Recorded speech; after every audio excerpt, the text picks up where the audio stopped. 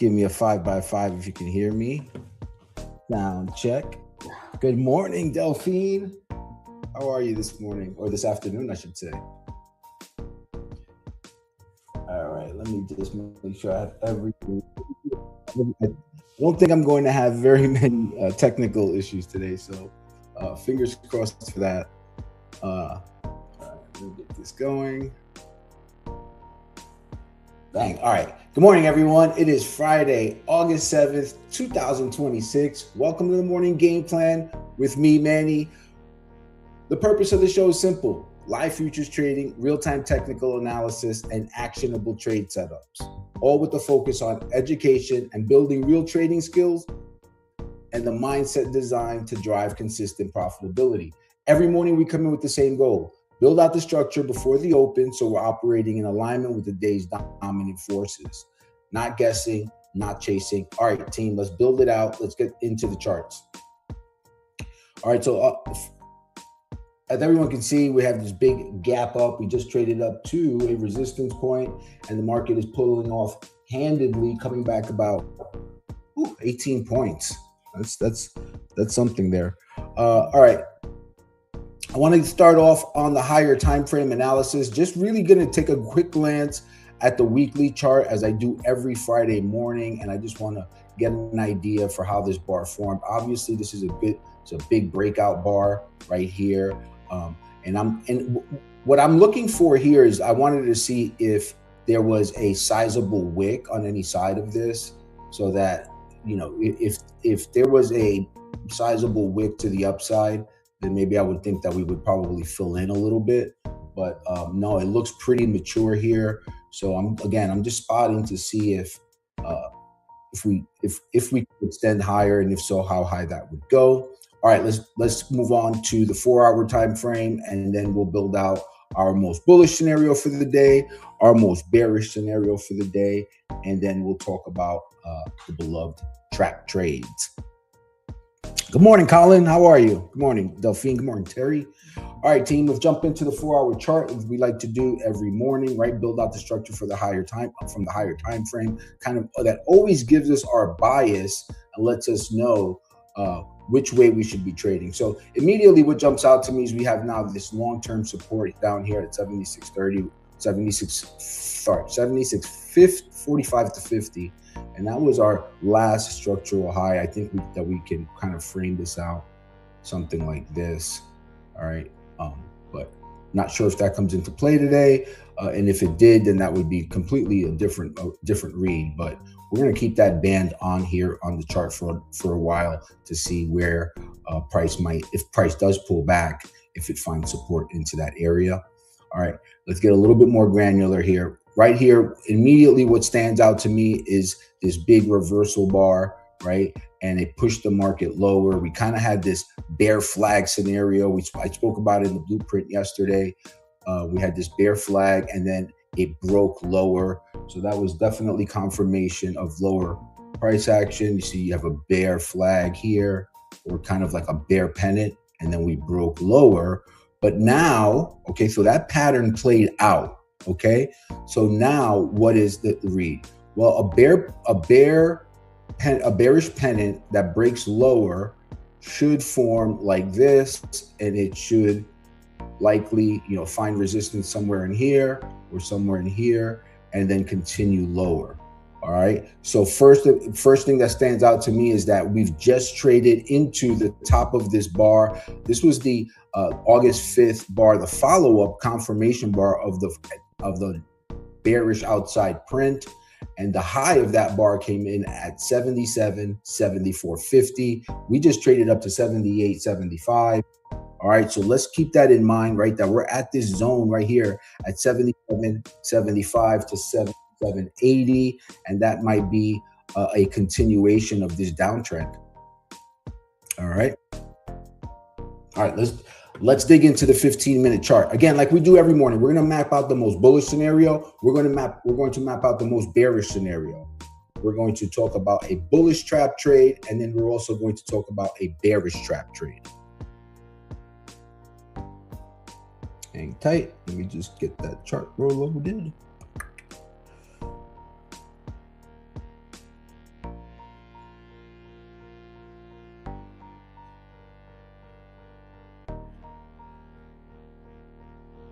Hopefully everyone had a nice, pleasant evening yesterday, nice, relaxing evening.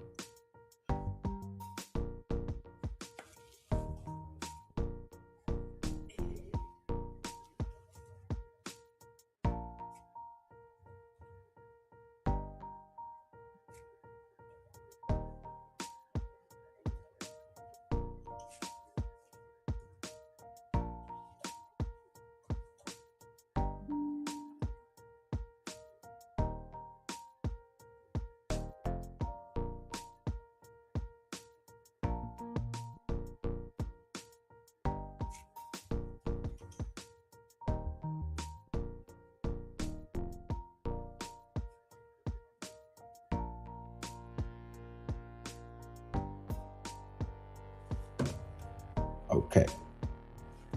All right. Yeah, price is pulling back pretty handedly here. Going back down to test that low. All right, let's dig into the fifth. All right, so in order to map out our most bullish scenario and our most bearish scenario, we're going to dig into the 15-minute time frame. So what I like to do is always build out, use two different charts, two identical charts, but one to build out the bullish scenario and one to draw out the bearish scenario. I mean, as traders, you know, we charts are so visual. I like to have those contrasting viewpoints laid out for us. And if you saw from yesterday, that the most bearish scenario, which I thought was a lower probability, ended up being the trade that worked out. So that's why it's good to be prepared. It's good to lay out everything and kind of have an objective look. And that's one of the things I'll talk about a little bit more today, is just how we switched our focus in midday and we were able to capture a nice afternoon fade. All right, so let's talk about the most bullish scenario, right? So the most bullish scenario is pretty simple. We just outlined that this 77.75 to 77.80 area matters on a higher time frame. So for any bullish continuation or short squeeze, we're going to be looking for a breakout and acceptance within this higher time frame zone, right? So I'm going to want to see that price can rally up high into that area, right? So right now it just pulled back handedly, and that might be a good reset, but we'll see if price can come into and test above yesterday's high, 77.6850, and show some acceptance and hold that level on a pullback. Maybe we get a pullback to 65s, maybe even to 60. However, what we do is we see price start to stall there and maybe go sideways a little bit. At that point, we're looking for long entries. We're looking for selling. We're looking for buying wicks to use as our risk marker. And then we're looking for a continuation of the trade, targeting the overnight high first at 77.78, as well as maybe a move higher. All right. So that would probably look like this, where we start to get these prints into this area, kind of bullish prints with a nice buying wick on the bottom, and then maybe we're going sideways, but ultimately we just start auctioning higher. All right, we're on the left-hand chart. Now we're going to talk about the bullish trap trade. All right, so the bullish trap trade is a look above and fail. So essentially, for that to set up, what we're going to see is that price gets maybe a test up into this zone, right? And instead of getting the acceptance sideways, what we start to see is lower highs, and then ultimately the test is going to be if we return back into yesterday's range. So below 77.6850, at that point, we're going to have to be on guard for a potential shift in this bullish gap up higher. At that point, if 77.6850, yesterday's regular trading hours high, starts to act as resistance, again, we're entering short scalps. And at that point, what we're looking for is a gap fill down to the settlement at 77.50, perhaps even a test of yesterday's value area high, or perhaps maybe even to the overnight low down at 77.25. That would be an awesome setup, because again, if that does happen, if this market is going to sell, ES sells fast. It's a hot knife through butter. We'll get down there quickly. We've already identified the levels, so that would be a trade that will likely pay off really quickly. And if we are going to trade down to the settlement, I mean, there would be probably 15 to 20 points easily, and then we'll reassess. All right, so now let's dig into, we're going to move to the right-hand chart, and we're going to talk about our bearish scenarios and map those out for the day. Again, want to get identical looks here. Make sure that these are scaled properly. Let's just get these pulled out. All right, so for the most bearish scenario, it's going to look a lot like the bullish trap trade that I just mentioned, but essentially this move that we're seeing lower here, what this move would fail to do is ultimately reclaim yesterday's high, right? But if we open and that happens, then we're going to be looking for lower price action down to the settlement. If we get a straight liquidation break straight down from what we're seeing right now, we're going to monitor the price action at the settlement. Yesterday's settlement was 77.4950. Now, the settlement matters. It's really important because there's a nuance to the settlement. Whenever price approaches the settlement from, say, 5 or 6 points away, even up to, I would say between 5 and 10 points away, what happens is price will always bounce. There's always a mechanical reaction. I guess that the algorithms are programmed to act at that level. However, that gives us a good clue, because if price gets down to the settlement and we start to see it bounce, right? But we trade 77.4950. Maybe we overshoot it by a few points, but ultimately we get a bounce. Now, what we're going to do is, because we understand that nuance, what we're going to look for is gauge the strength of that bounce. Okay, does it touch the settlement and then immediately rip 5, 6, 8 points and then start to balance and go sideways? That would be a positive reaction. Or does it trade 3 or 4 points, bounce, and then come immediately right back to test it? Okay, and does that test eclipse what? So if we come down and say we get a smaller little bounce, and does the retest ultimately take out? Let me just draw this a little bigger. So if we get a bounce and it comes down, right, and that's a tepid bounce, does this retest take out this low? And if that's true, that we're going to sell, then it shouldn't come down a few points and then start moving around here. It should just move down. Okay, so if we see it retest it and then just start knocking about, okay, we're going to be on alert, because the price could reverse. At that point, what we're doing is we're gauging the price action. We want to see this local high, the initial bounce, and we want to see price test it. On any break of that, we're entering long trades. We're going with the momentum higher. All right. So that covers the bearish trap trade as well as the bearish liquidation break. So now we have our 4 scenarios just built around a day time frame, right? It's just easy to kind of formulate that plan and have an idea using the day time frame references. We also have the market blueprint that gives us a great idea for other support and resistance levels. I mean, there's so many different ways to approach it. And the most important thing, in my opinion, is to come in prepared, have some sort of an idea for what you want to see. And then you're not just operating from impulses or chasing price around. Your decisions follow a specific logic chain. And that is what ultimately leads to good trading and profitable trading. All right, so that covers the most bullish scenario. Let me know if you guys have any questions about that.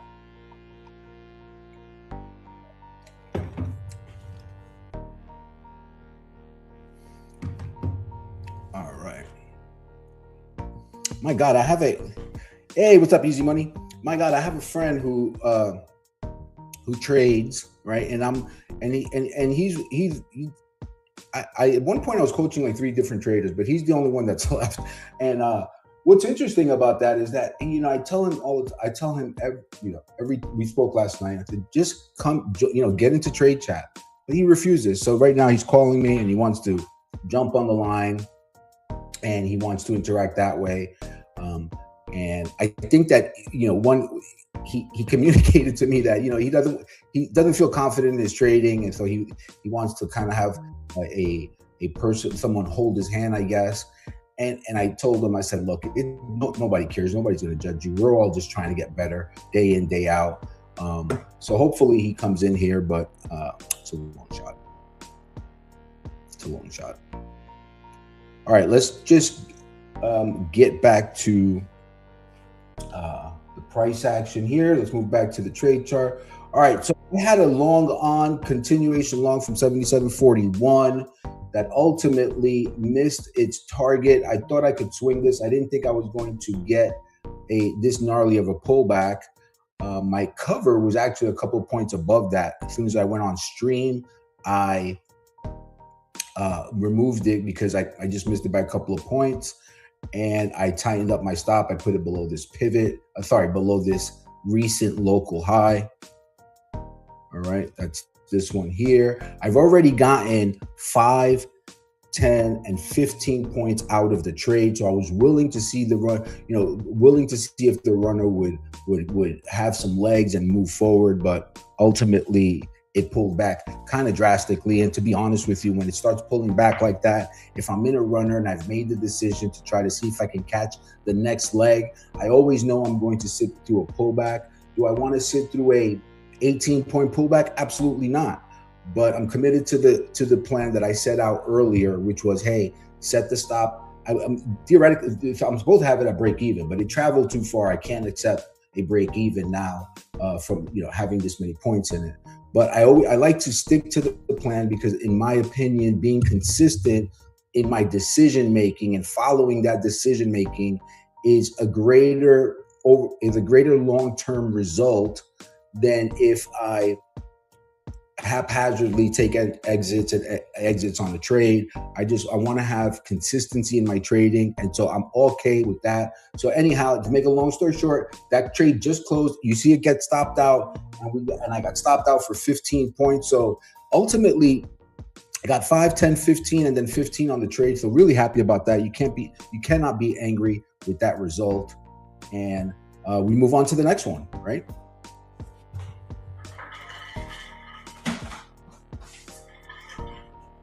Again, I wanted to remind everyone that today at 1 p.m., remember, I'm doing a presentation. I'm going to talk through some prop trading concepts, and I'm going to be covering the execution clock. So make sure that you're around, grab some lunch, and then come back in there and join me. I think you're going to get some really good information out of it.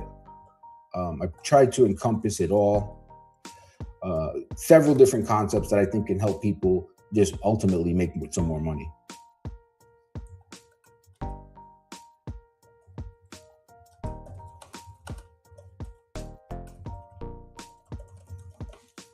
All right.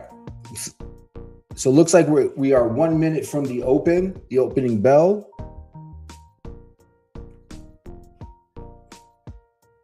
Again, at the open, we want to make sure that we get that opening print down.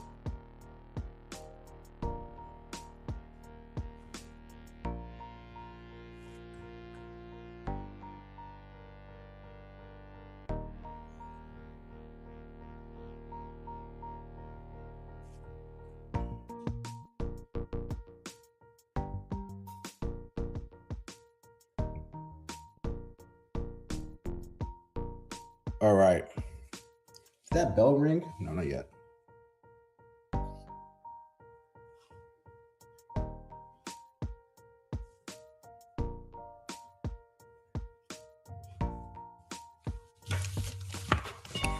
All right, there's the opening bell, guys. We just opened up. Let's make sure we get that opening print written down on our chart. Make sure you have your trade plan handy. It's always important. All right, so price is opening here just within in the middle portion of the overnight range. We just opened a 77.57 quarter. So let's watch this monitor for continuation here. Let's see what happens. See, 77.53.75 is the low. That's interesting. Yeah, that's really interesting because that's opening up right at our support area. right at our support area. So if you're following the blueprint, you're right at the continuation long level, setup number 4. Ultimately, we're looking for a AM high into 10 a.m. So yeah, long probes are always authorized. You know, tester, feeler trades. You can try it with a micro.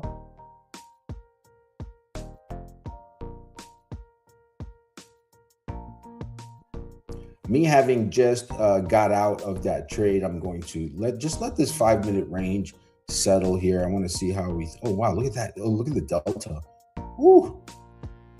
See if they can bust through that 59 area. I might probe one here if we can get through that 59.60 area. Again, it's a valid trade for me because I have both time and price on my side. All right, so I have a market blueprint continuation long, setup number 4, as well as we have time, right? So we understand that today's execution clock tells us that, hey, we should be making a high pivot into 1030, right? So a high pivot could be a lower high. However, we are pulling back from the trend. Okay. So what does that tell us? I grabbed some long here, guys. I grabbed another one. I got 75, 50, 59. I'm gonna add it. See if I can get another one at a favorable fill. 58. Sorry. No, I'm not going to get it. I'm not going to get it. So again, just going to. Oh man, I changed the thing. Just going to scalp this one out. Looking for 5 on the first. Up at 63.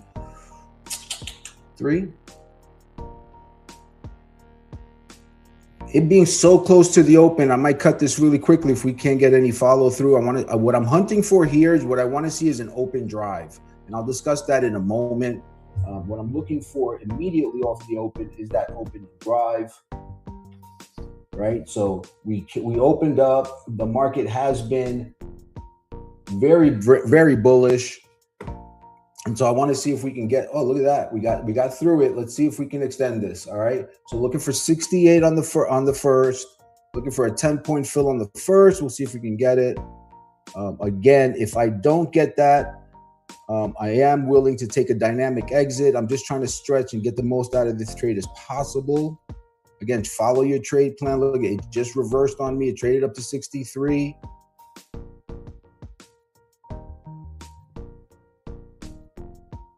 Okay, let's see if we can get an open drive here. That's what I'm most interested in. But again, if price starts to stall out or I see anything that's looking to me like, hey, this might not go. So interestingly enough, look, we're testing that downward sloping 9 at EMA. Okay, so that's certainly something to pay attention to right here, right? We have a downward sloping EMA and price just tested it, and now it's pulling back a little bit. All right, so let's stay alert here.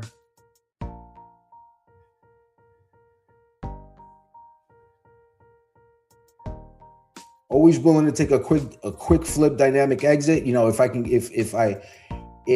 the price reverses on me and I can just always click exit and get out. But I do have a valid setup. I have price and time on my side. So let's see if this plays out.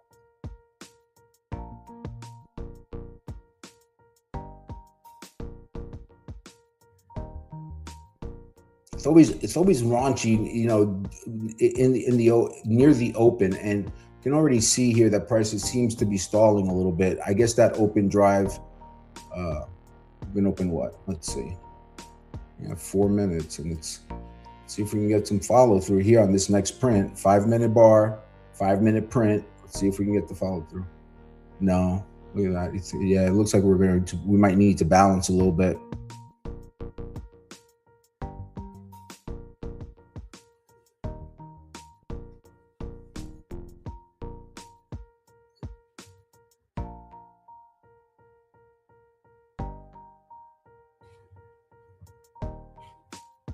Yep. All right. It took one. Oh, wait. Ah, dang it. Okay. Come back in and test down. So I have a what 6 point? I have a 5 point risk on the trade. I think yeah, the way I enter with this OCO is a 5 point risk, but I'm really not getting that follow through. We'll stick with it for a couple of more seconds here, but let me see what the oscillator looks like.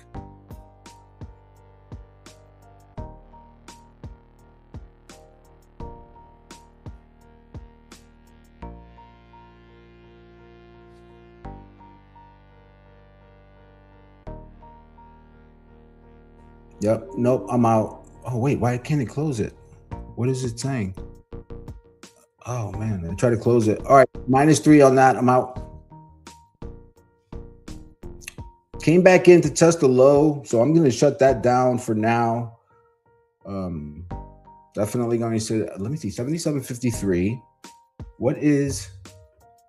So that's it. So hey, heads up here because the ticks are upward sloping. We just came back up. We hit that 77.78 level, right?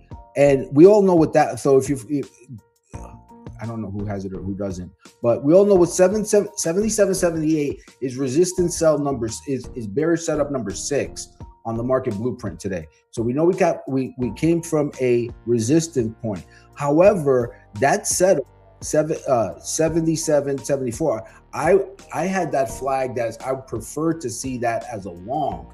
Okay, so I was trying to get back up there. We also know what? We also know that we're expecting an AM high, and now we're starting to chop around. So this is not really conducive to very strong bullish price action, all right?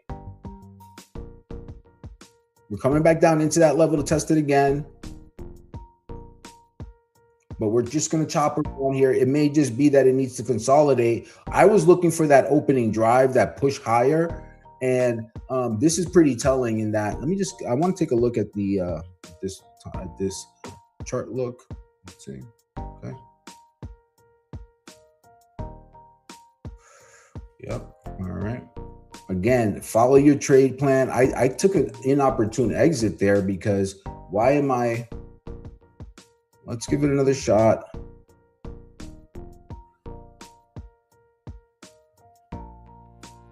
Giving it another shot here. It's 59s.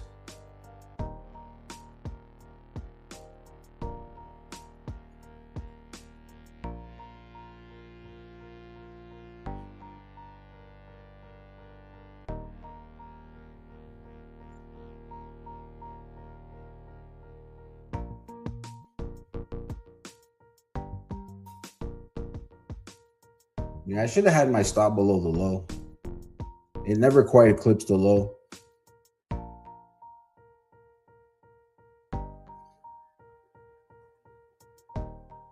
Now we need to get through these 63s, right? 63 is the need right now. We need to get above that 9-period EMA.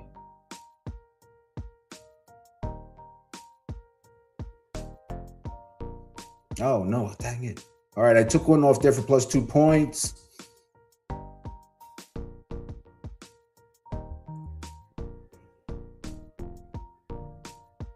Oh yeah, good follow through there. That's good follow through. We should pop here.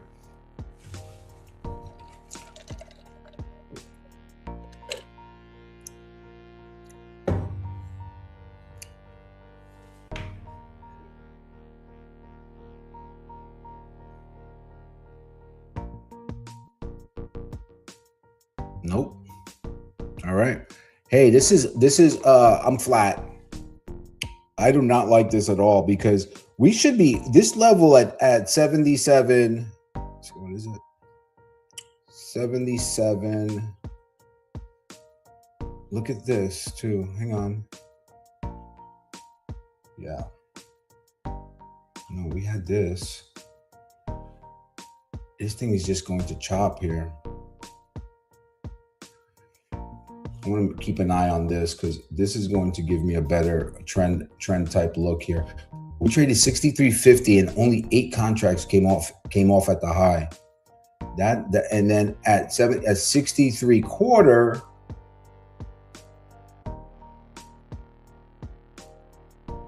Let me see, 63.25. We had 201, 63. 238. That's 3-4 ticks of less than 1,000 contracts. I don't know. It's not. Let me not read too much into it.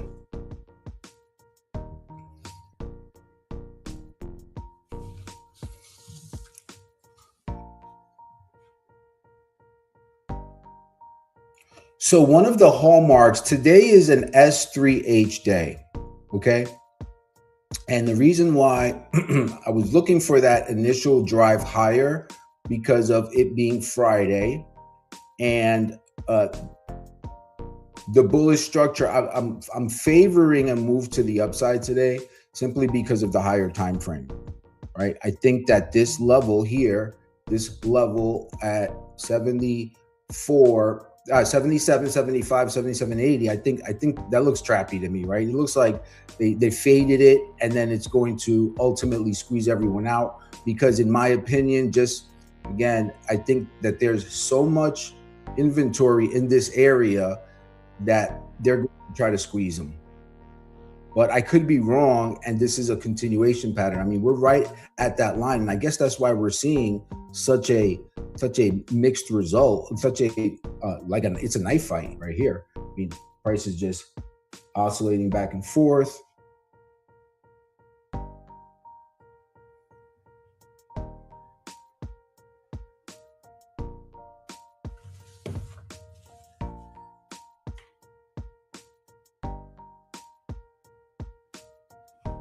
Let's get the daily open in there.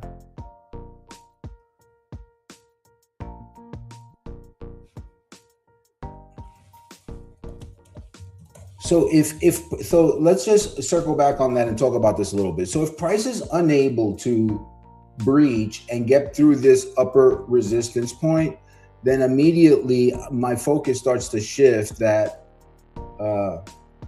perhaps this market is not going to have that type of thrusty move that I'm looking for. But I spoke about this today in the blueprint, is that whenever in my many years of trading and watching ES, whenever the ES starts as strong as it has this week, and then has a couple of days of sideways action like we saw Wednesday, Thursday, yeah, looks like we're getting that move higher. Maybe probe it here again, but I'm hesitant. So it was -3 and then -4, but I already, let me see, I'll give it a shot. Come on, pull back in. Come and get, crap. Dang it. All right, I just had to pay up for it.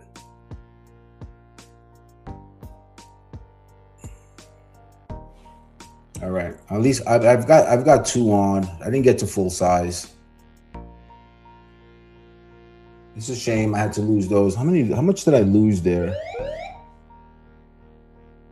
If you guys listen and trade with me for long enough, you're going to start to see that I'm not really I don't really know if I lost 3 or 4. I'll know if I lost 4 versus 8, right? But the exact number, I'm more focused on the execution. A good trade will play out, but you have to do what's right for you. Again, I've been doing this for a very long time, and so I'm a little bit rough around the edges. But I am in again. I want to see if we can get above this 77.75. I think we're right to be long here. I mean, that's my read. I think that the trade is going to move higher. As I said earlier, I think we break through 77.75 and we ultimately trade above and squeeze out all of these short positionings. So we'll see if we get that. Okay, traded up to that 77.70, and now we pulled back again. Let's see. That could be a lower high. We have to stay alert here.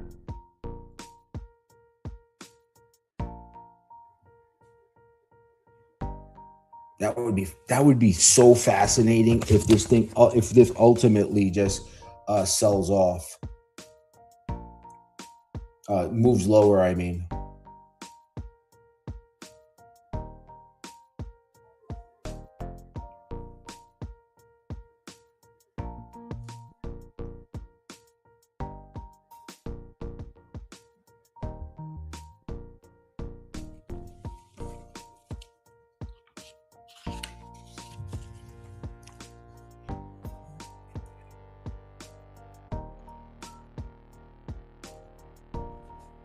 Can't see. Oh, sorry. Oh shit. So I got taken out. I'm out. I got like close to like 5 points in it, and then I got out.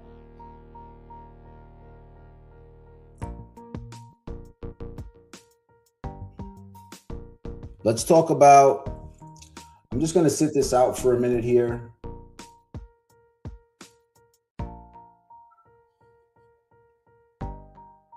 Let's talk about a little bit about the pattern that typically unfolds on a.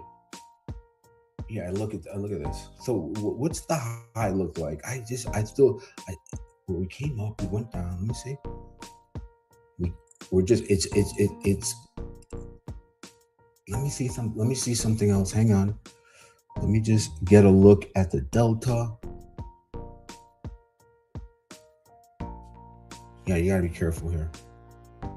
So what's the range? 17.5 point range.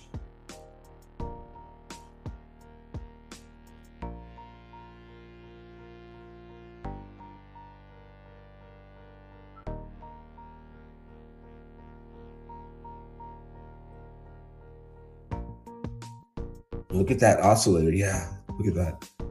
Oh, be careful here. No.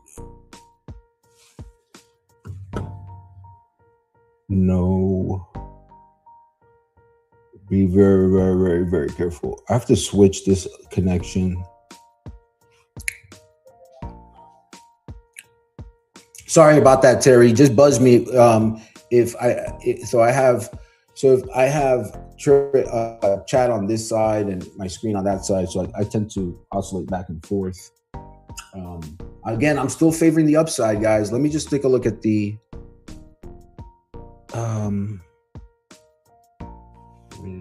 okay, not good, not great here. This is not a great read. So here's what I'm trying to figure out. And it may why did I switch this to MES? Is this MES?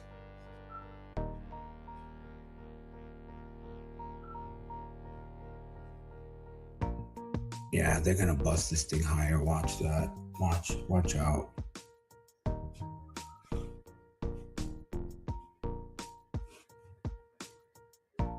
They're gonna frustrate the ever living Jesus out of everyone, and then they're going to bust it. Hang on, let me see. Where is it?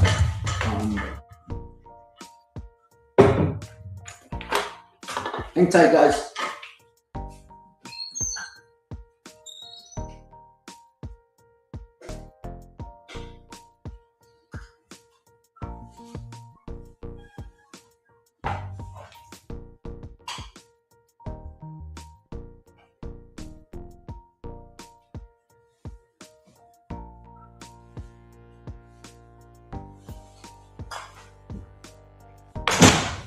Sorry about that. All right. So I just switched my connection. I wanted to trade something. I wanted to switch my account. Again, so that's one of the things that I'm going to be speaking about today. So in that account that I took those scalp losses, okay. You're in it. Docky, you're in it. You're in the Manny room. Oh, wait, hang on. Okay, hang on a second.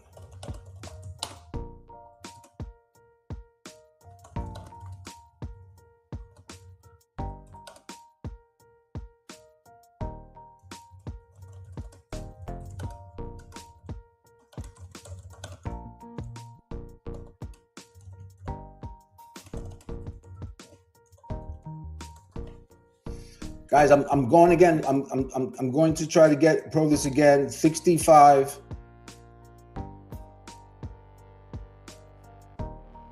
Did you read that? Docky, did you see that? Hang on. I'm trying to answer Docky. I am in long.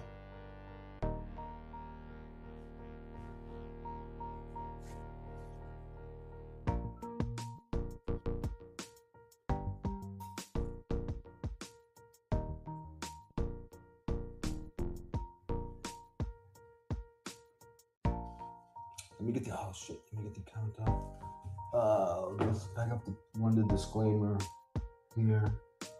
Banners. Show. Okay. Educational content only.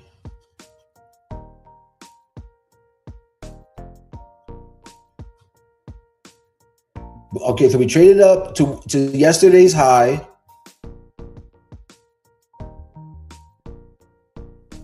What are the ticks doing? The ticks went higher. What is the weighted AD doing? This is I mean, if this is this is really interesting, because if we can't get acceptance above yesterday's high, we have to wait for acceptance above yesterday's high. Right? This is still a valid setup. Oh, all right. Let me switch this out. Give you guys the look. Where is it? Okay. Dang it. Right.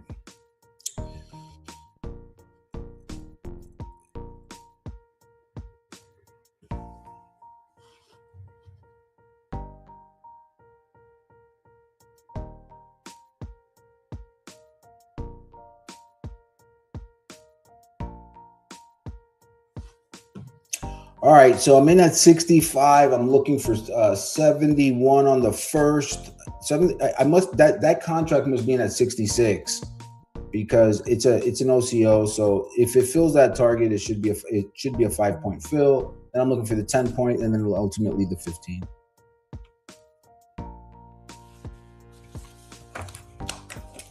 And again, so one thing that I want to discuss with you guys, because you guys are all in my orbit here, and I want to share something that's really important in that.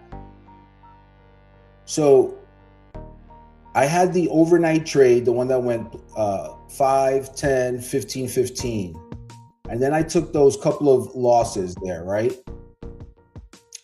So I think it was 2 losses or 3. I'm not exactly sure. But in any event, hold on, let me just get Docky in. Docky.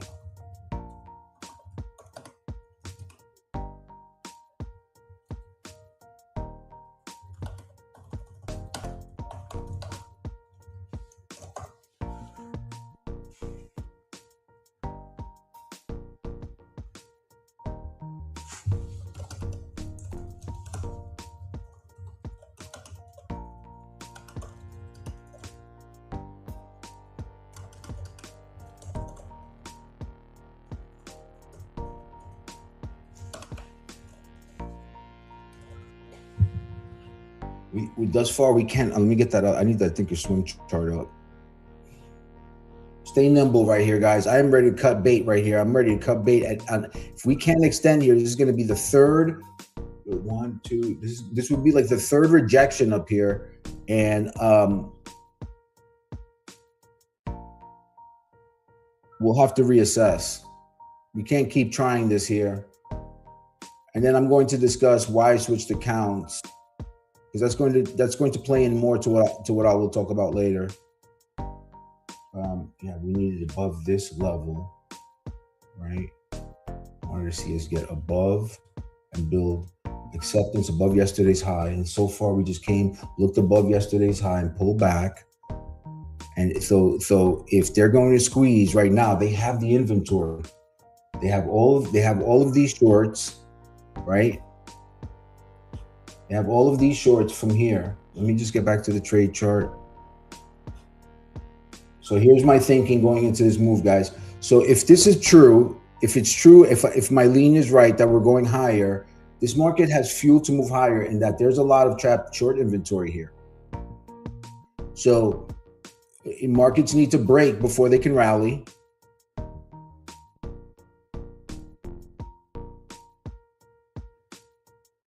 I de-risked. Yeah, it's not. It's a. Let's see. I took like minus 1 or 2 on one, minus 175 on that one. Yep. Hey.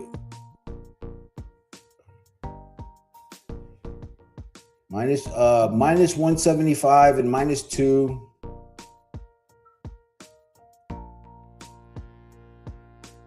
All right. It's time to stand aside.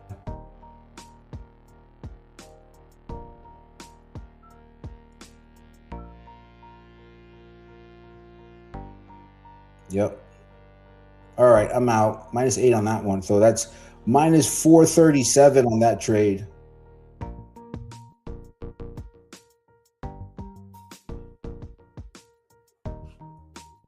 I'm going to take a break here, guys. I'm going to just respect the stop loss protocol here and stand aside for a moment. Just give me 2 seconds or 5 minutes. And then this way I can answer some of these questions. Hey, that's a hey, we're going down. That's the AM. If that's the AM high, and that's true. So today's so this is an odd pattern. God dang it. I have to do the stop loss protocol. Today's pattern. It's hard for me to step away right now. Let's see.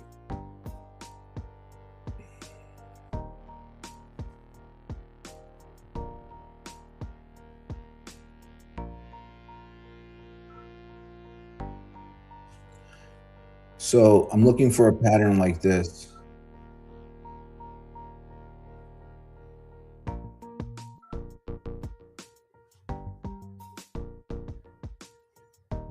So for today's pattern, I'm looking for something like this. High, low, high, low, high.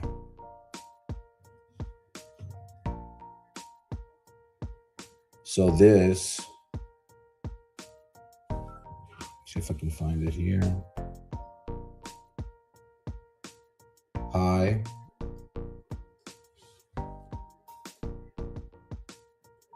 low,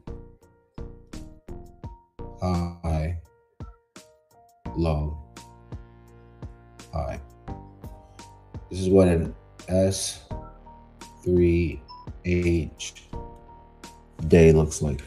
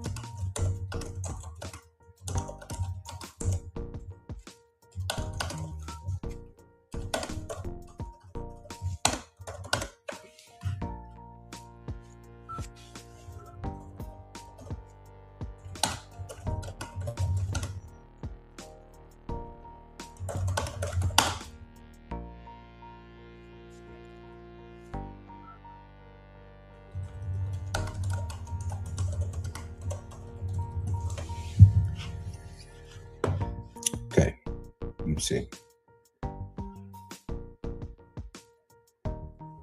All right, so getting back to the trade, guys. So I'm in stop loss protocol, but I'm going to, because I have all you guys in here, I'm going to hang out here, but I'm not executing anything.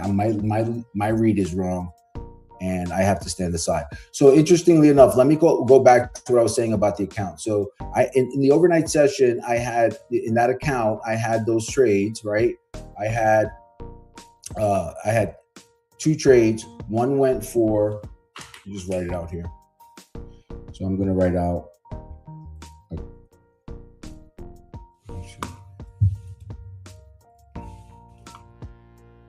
Let's see if I can get better with this pen.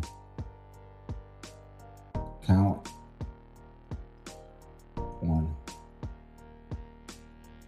1 trade for 15.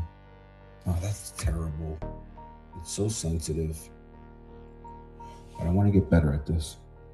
So A1, 1, 5, 2, 15. Oh wait, nope. Really, bear with me.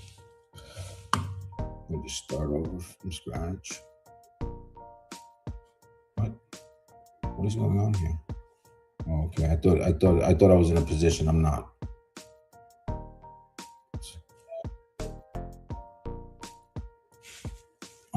Docky just pinged me.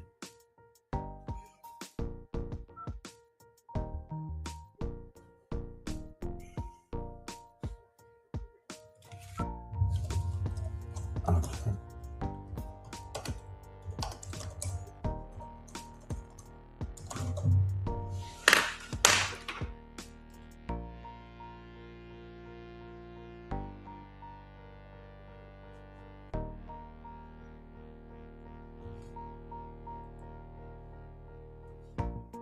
And we are still in that 19-point range.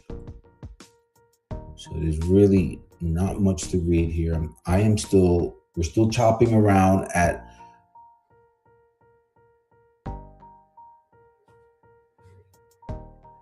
setup number 4 level. All right, I think Docky's in now. Let me just verify.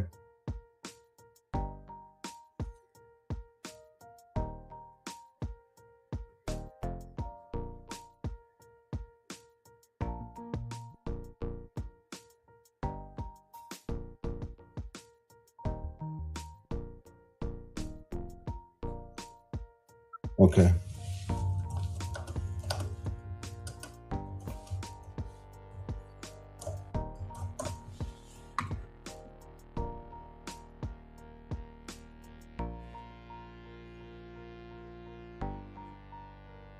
Lower high. We never got the acceptance above there.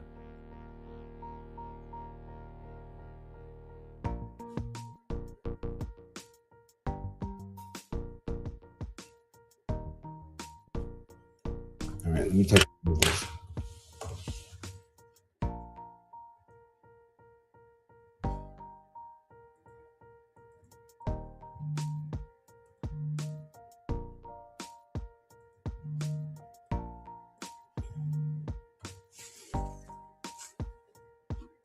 Yeah, let me type it out.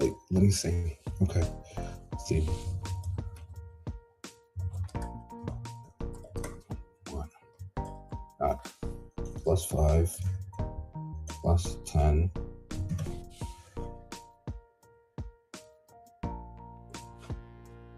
Wait. Plus 15. Plus 15.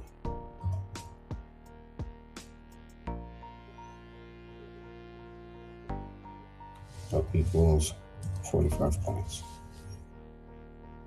Then I lost 3, 6, 9. Let's just 3, 6, 9. And then on average, let me just do the math. What was that? 2K.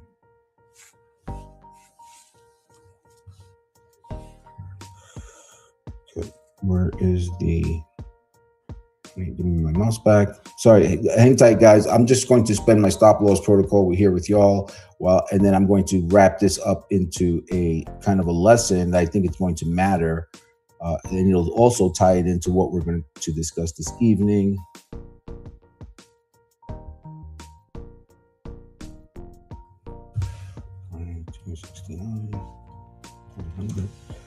Divided by 50.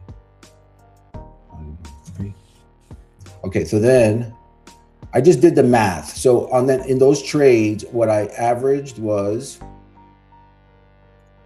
minus 9.25 points. Minus 925. Total for that account was 34.25.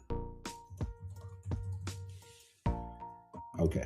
So now what I want to explain is, so then you thought I switched out the account, right? And the reason for that is I am still net positive in that account, that 34 points, which equates to about, with the commissions, I think it's like, with the commissions, it's 1590.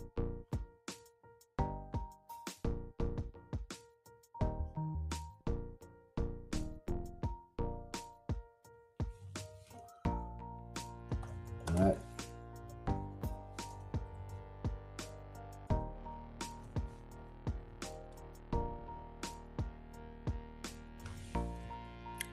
So then, as my read deteriorated, unfortunately, sorry about that. I hope you guys weren't following me on everything. Gosh, that's not good. So that account, I no longer wanted to trade that account because it was net positive. So then I logged out and I logged into a different account to trade because I don't want to continue to jeopardize that net profit. And so the one thing that I want to share is about the power of like having trading more than one account.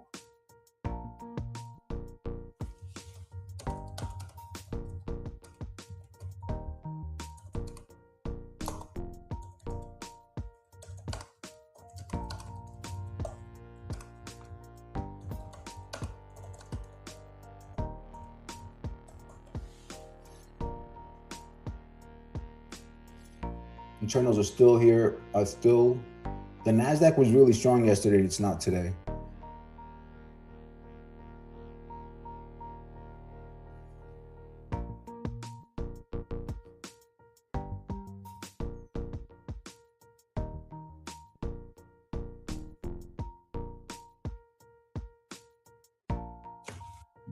Okay.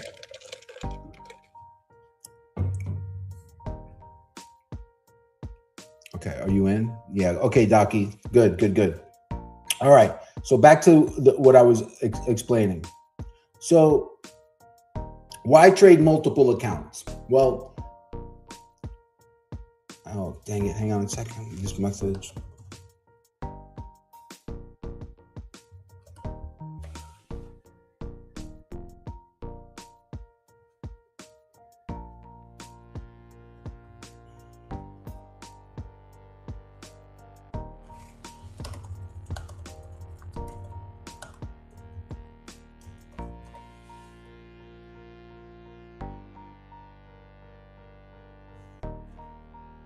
Yeah, I'm getting those DMs.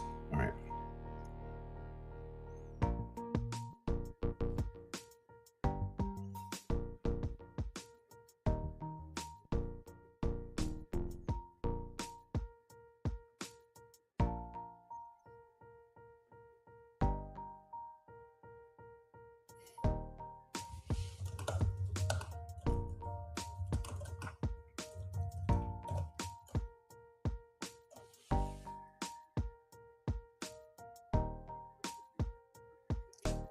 So we have to start contemplating that setup number 4 level may turn into resistance here.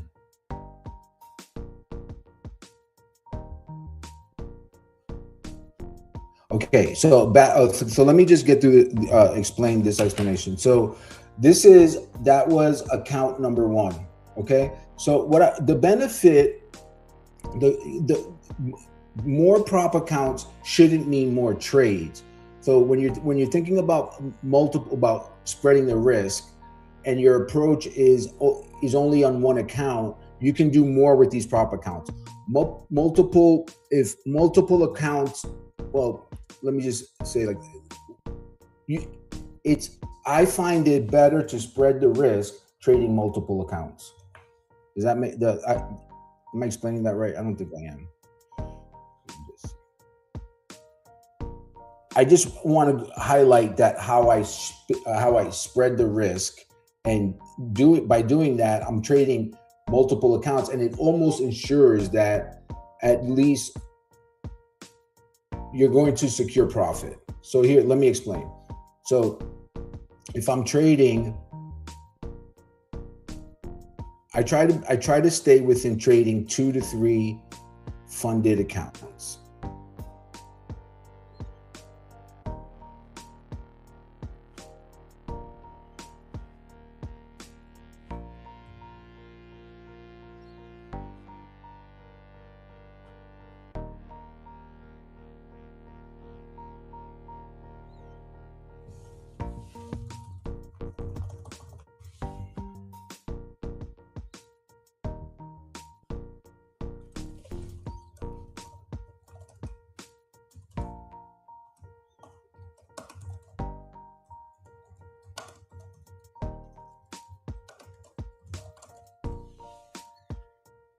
Let's see, if that area starts acting as resistance, we may get a fade here, guys.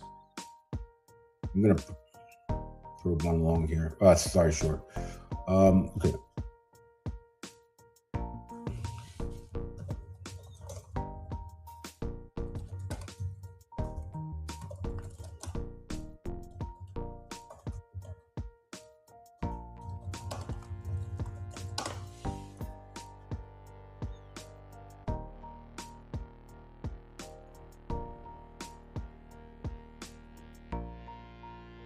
So let me, all right.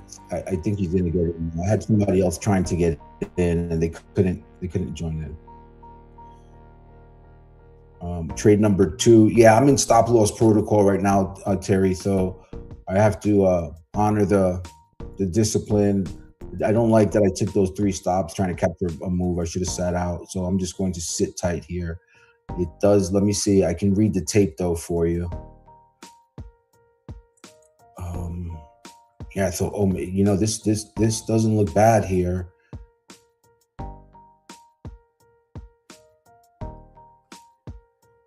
Let's see. What I don't like about it, Terry, is the pattern.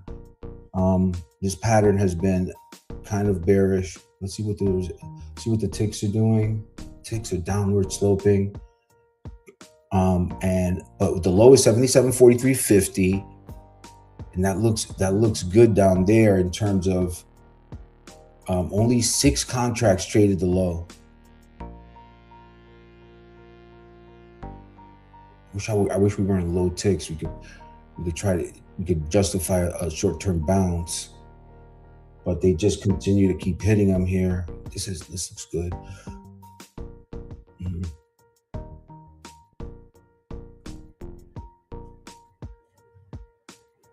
Yep. I'm going to probe it. I'm long 2 here at 48.75.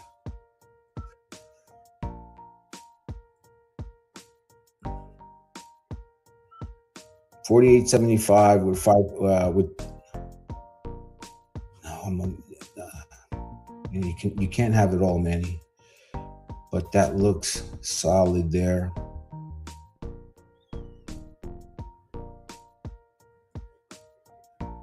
-2 on 1. I'm not going to sit around this for too long. I just want to be. I'm gone on that one. Wait, not yet. I'm just going to leave the stop on the last one under the low. Yeah.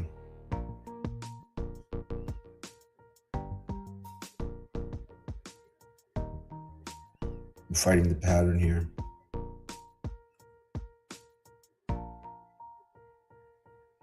Nope.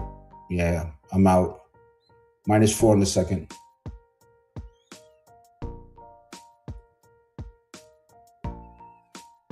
Oh crap, look at that. Oh my God. Yeah, that's horrible. That is horrible. I can't get a break today.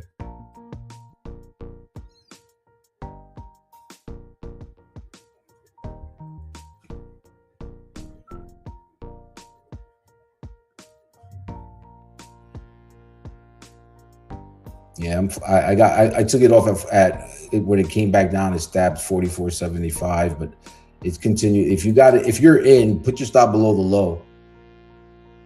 I'm gonna try it again. God dang it! All right. Well, I'm in at 47.50. Stop. I have to honor the stop below the low. Let me get it up here for you guys. Sorry. I'm so focused on the dome. Stop has to go below the low. Looking for 53, 52.50.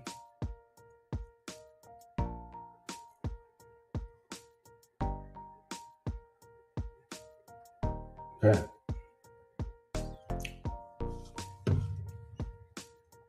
Uh, 53.50 would give me a 5-point first. Hang on. I pulled it. I'm looking for 57.50. I'm swimming upriver here.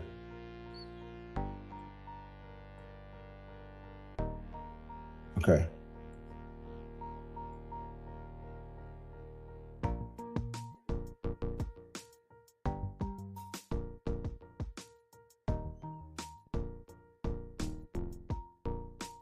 What are the ticks doing?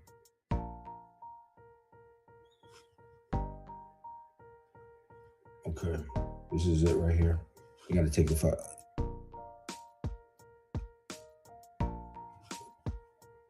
Look at the delta though. Delta's so strong right here. All right, got 10 points on the first. 10 points on the first. So looking for 57, 62.50 on the second for the 15-point.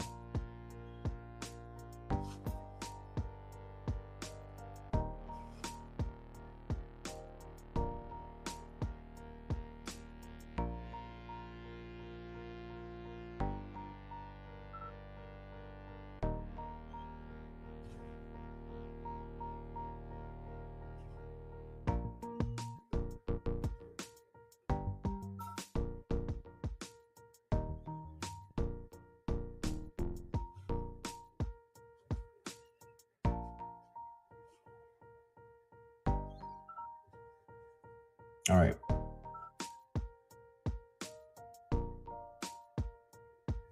Yeah, so that's a good question, Bruce. So I'm supposed to leave, right? And normally if I wasn't on stream, I would have walked out of the room, and it's almost welcome. In fact, I'm going to honor that commitment right now. I don't like to go against it, so I'm going to leave this trade on, and I am going to walk out of here because I have to get up and walk out. I'll be back in a few minutes. God dang it! Just leave it. I can't. I have to leave. No negotiating. How'd it go?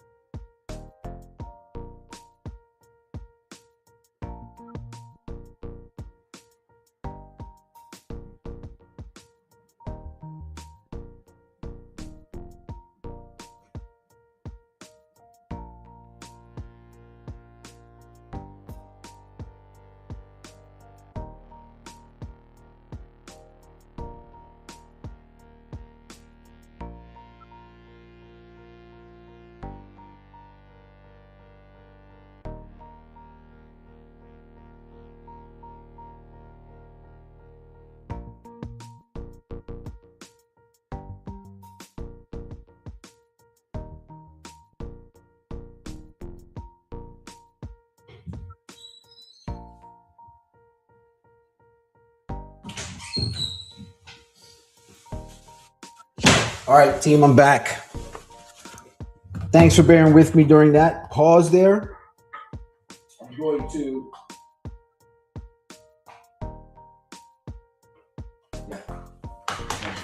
All right, I'm back.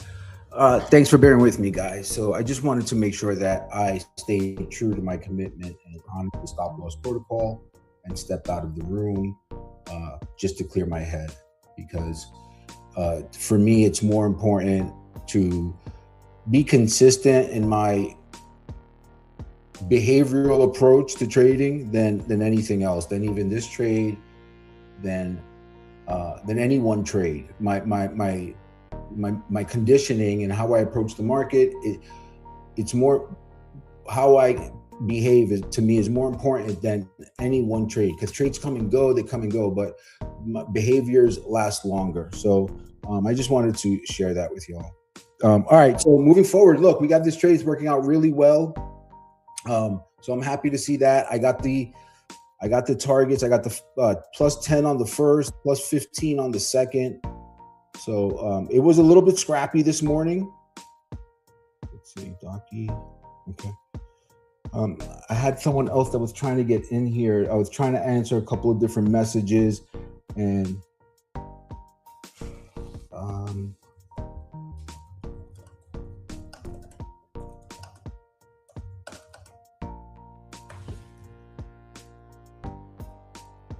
let me just see. Okay.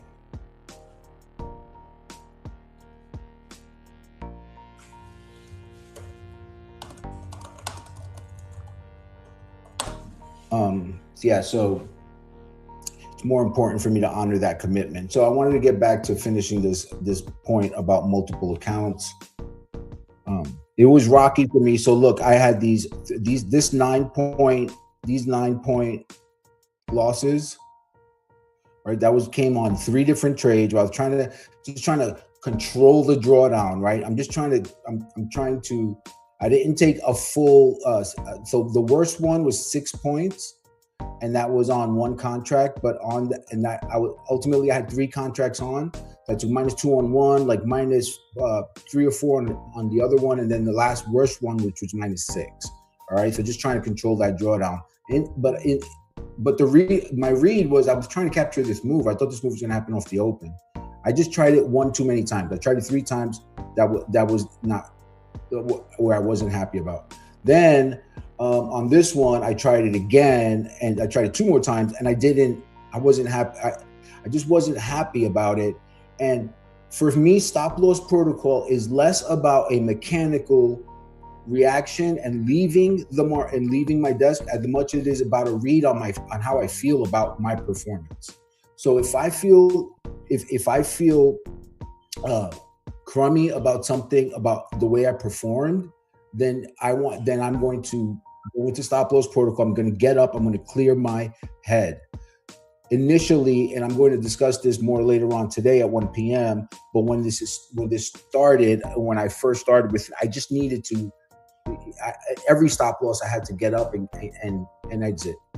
But then over time, I realized that because I was using stop loss protocol, because I was getting better at trading in general, I didn't need to get up after every stop. And then I stopped using it for a while, and I had a tilt day, and then I remembered I was upset that I didn't use stop loss protocol, and so that was when I learned. I said, hey, it's not really about every stop, but when you don't feel like it, if a loss affects you, just after you get stopped out, it's when it always happens, take a few minutes, pause, and listen and see how you feel. And if you feel like shit, get up and walk away and reset. And so that's what I had to do. And then as I stayed out of that trade, Terry pointed out that we were at that market blueprint level. So we traded down to that was support buy number 2. So support buy number 2 is a good candidate for the low of the day. Our support buy number 2 was 77.39 to 77.44. I should have posted that in the pit. I wanted to help those guys out, give them the support, but I wasn't here for that. All right. So anyhow, so I tried it twice here, and I didn't feel good about it. And then I was trying to get another user who was trying to get into the room. I was trying to get them in. I couldn't. And then Bruce reminded me that he said, Bruce posted, it must be tough to monitor the charts while in SLP. And the whole point of it is that I'm not supposed to look at the charts. I'm supposed to just step away and reset. All right, so look, let me just go over this concept with you as we continue to monitor this trade here. For continuation, I'm looking for a breakout over the overnight high. We have about 30 points in the trade right now. And this one is a good runner. We'll see how far it can go.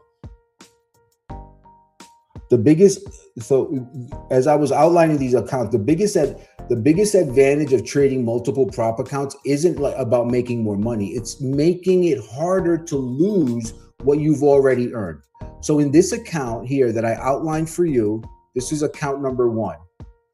Okay, so now let me just draw out account number 2. This is the account I'm trading right now. Okay, so account number 2, we had I don't really know what the losses were.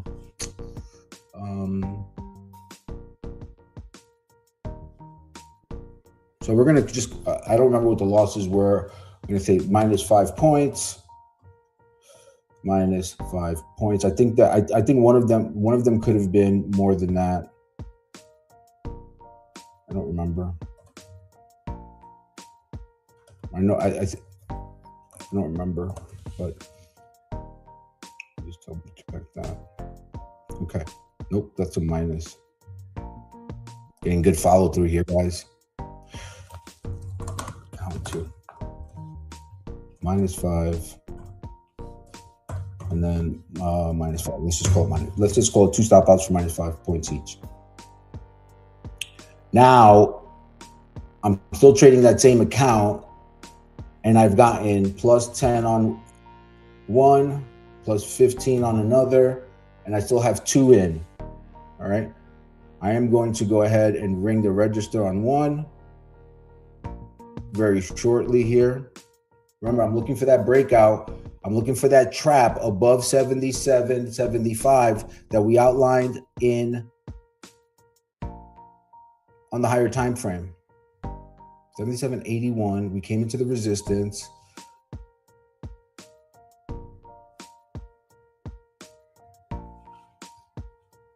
$28 points. See if we can get to even 30.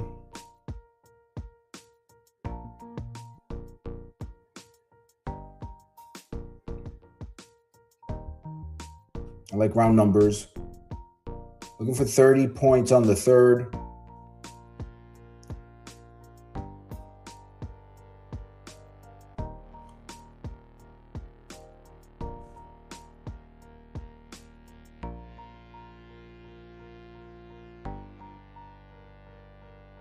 +25 on the third. Okay, so let's get back to this chart. So now I got +25, and I'm in a runner. So let's just assume, I'm going to assume that this runner, just for the sake of this tutorial, I'm going to assume that this runner gets stopped out for 5 points. So let me go ahead and lock in the 5 points to make that true. 51.50. Okay. Come back here to my tool. +5 points.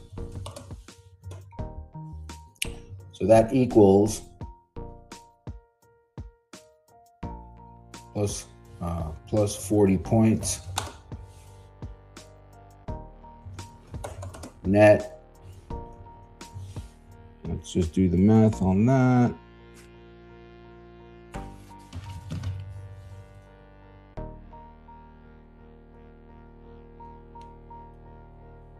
So assuming that this trade ends here, it ends with a 5-point stop out on the runner.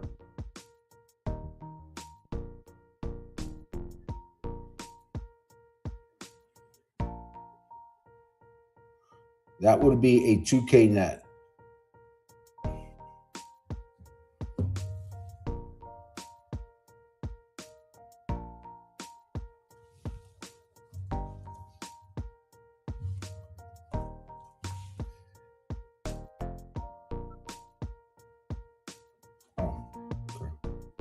So plus 5 points. That's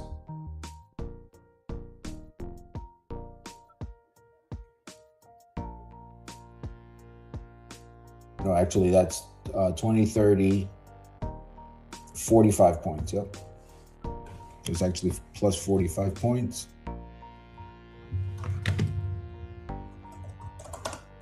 I'm getting better at this. Like David is really good at the educational stuff, and I'm trying to watch him more to learn more from him. So 45 points by 50. All right, so that puts the net at net positive 2250 in that account. Okay, so now I've traded that account, right? I have a nice return in that account. This is account 1. After this trade, I'm done. After this trade closes, I'm exiting this. I am closing this account down.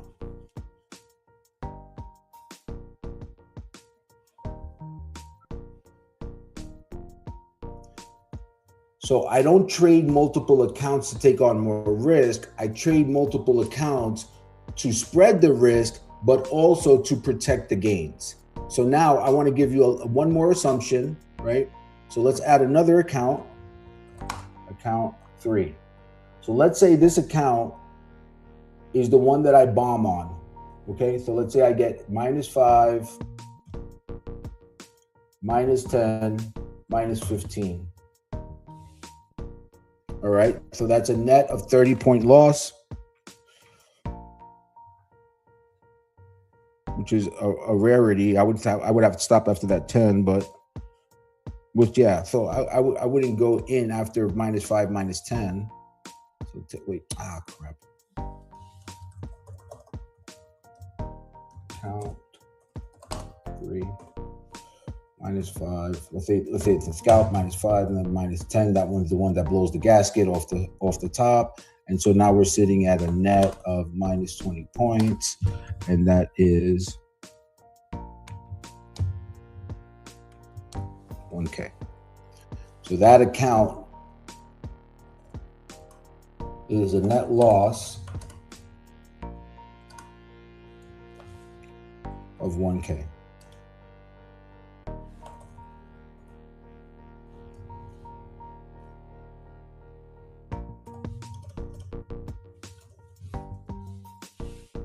So I've traded 3 different accounts on this day, but my net for the day, because I've spread the risk and I've reset, my net for the day is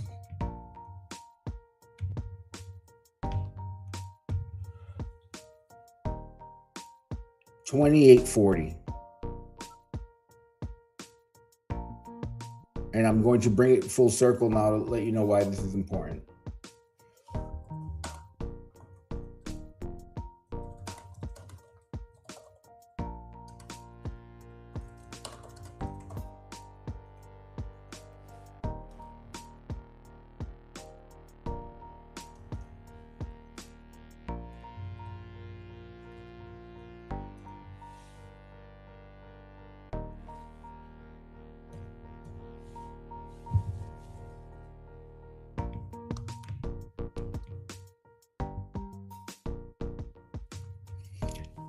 So the reason, here's a good example of why it's good to trade multiple accounts.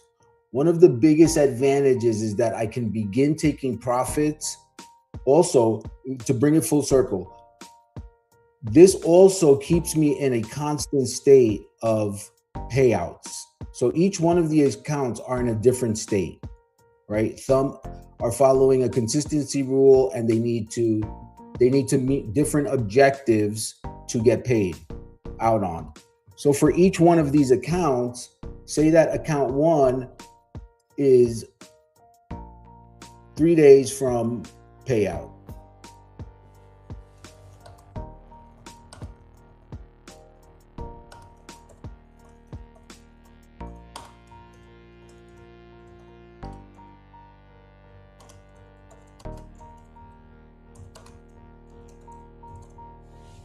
And then account number 2 is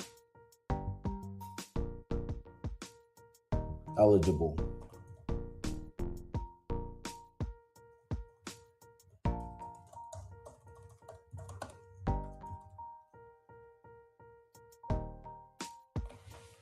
And then let's say account number 3 is 5 days from payout. So what I can do with this structure is always have a payout coming around the circle, and also tender different accounts on different time frames so that I am receiving income, cash flow from my business on a more steady basis, as opposed to if I was just in one and I'm beholden to one.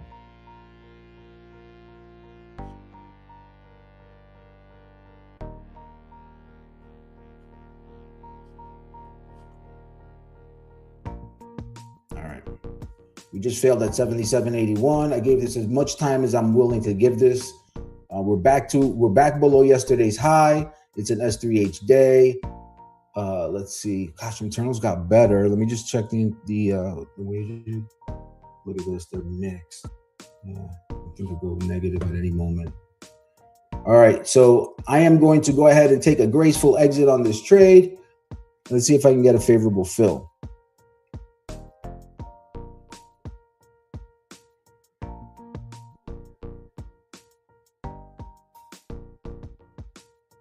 So the way I govern these multiple accounts, team, is this. Generally speaking, if I reach a certain type of, so if I have a certain type of drawdown in an account, so say I have an account that I've traded to $1,000, and then I take subsequent trades, right? And I draw down on them, and now I'm sitting at $400 net profit for the day. I'm closing that account down and I'm moving on to the next one. If there's another setup, then I want to have another account available for it, because that protects the profit from that account. I'm not leaving it at the P&L high. Tomorrow's another day, and I can continue to tender that account towards its payout. It also protects that gain and allows me to participate in another setup, but still preserve the gain, right? That's the true power in prop firm trading, is multiple accounts, and not multiple accounts and copy trading them, because that is just, that is tantamount to, YOLOing.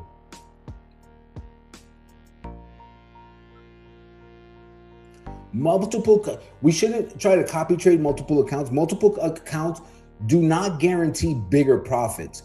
They give you more ways to protect them once you've earned them. Okay? Because if your system is producing a 60% win rate, and a prop account might not be able to withstand that drawdown.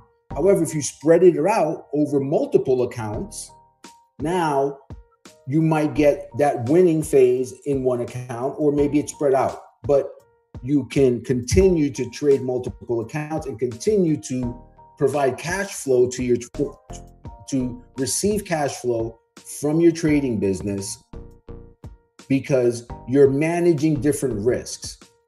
And in other words, you can look at each account as say that you're a money manager and you're trading for someone. Well, look at each account as a different client, right? So today I drew down on client number 3, but I gave client number 1 and client number 2 a profit for the day.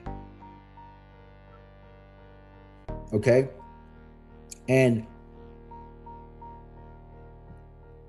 it's when we start it's when we start looking at it from this perspective that it's also going to help us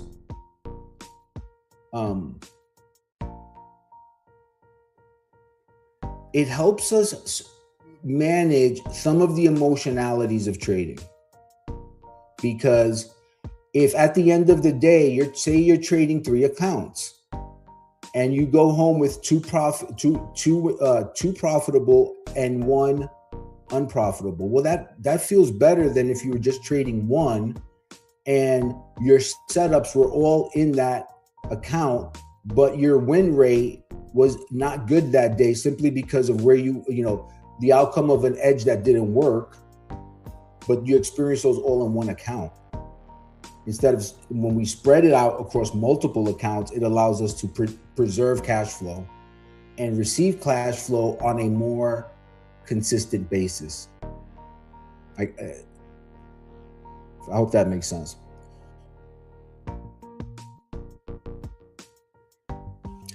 Also, Delphine, Bruce says, very nice account strategy. Okay, thank you, Bruce. And Delphine says, glad to see you have a green day with this multiple account strategies. These accounts are from different prop firms. Yes, so that's another layer of diversification, right? So I'm not trading all of these accounts. Okay, let me see. I'm going to tighten up my stop on this trade. What time is it? Let me just go back to the plan. Let me check the time. Hang tight. Just want to make sure, where are we in relation to the plan?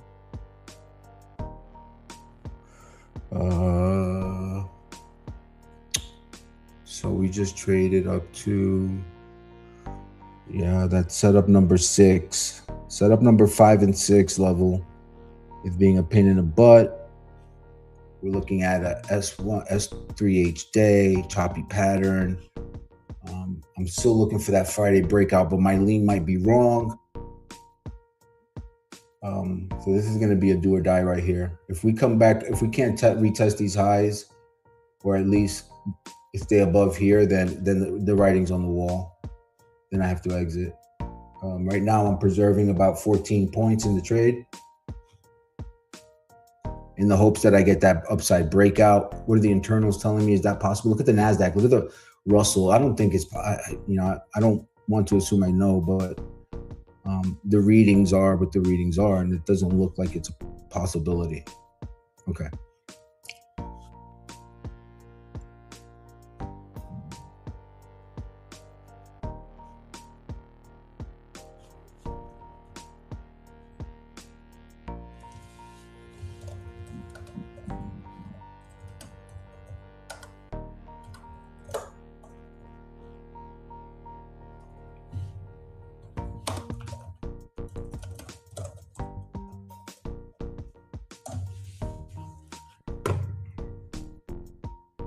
All right, so I'm going to take this down from the screen. Let me just get a quick screenshot of it.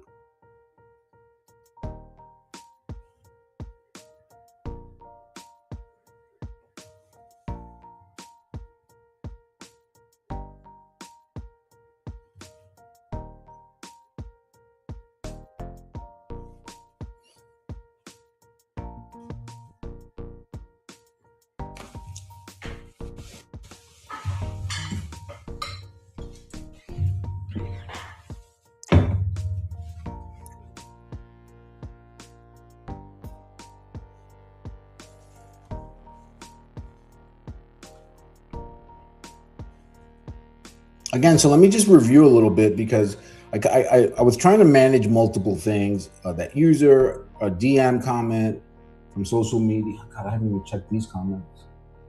All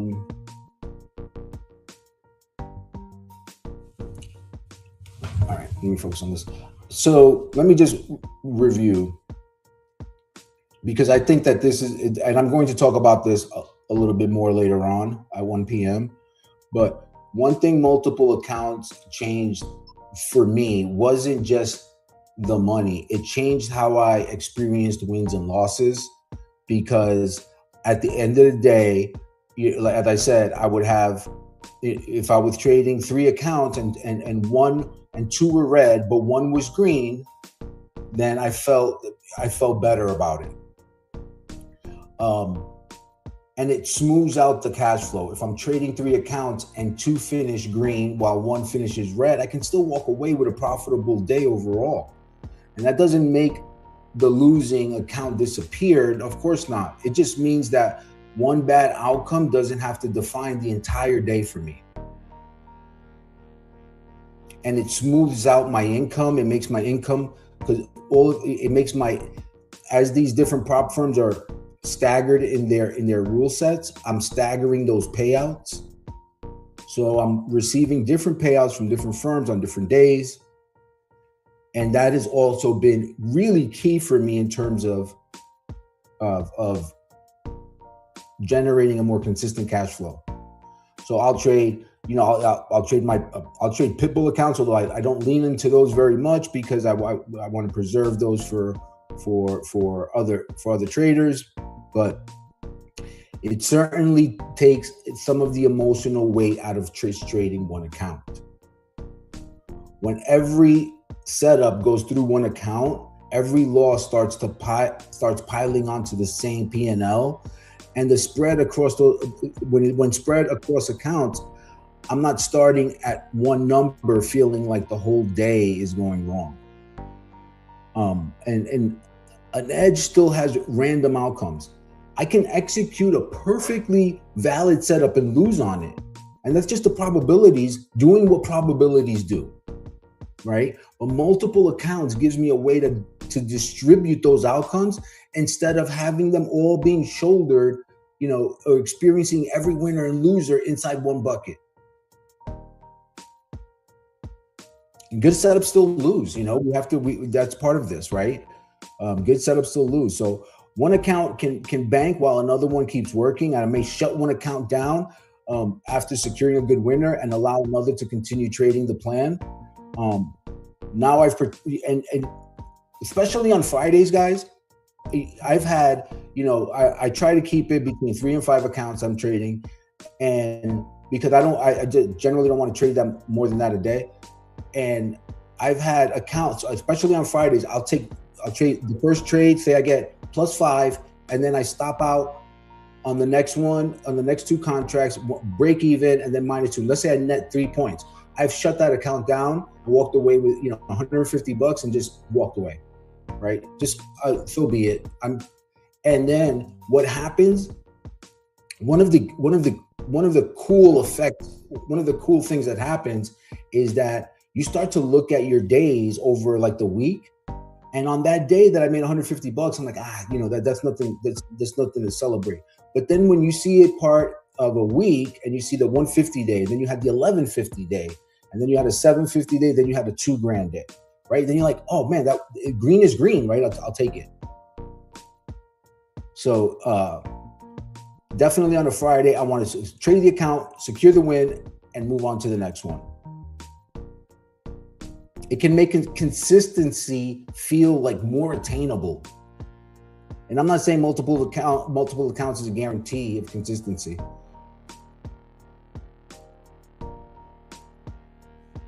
All right, coming back down again. Testy, what's our, let's see.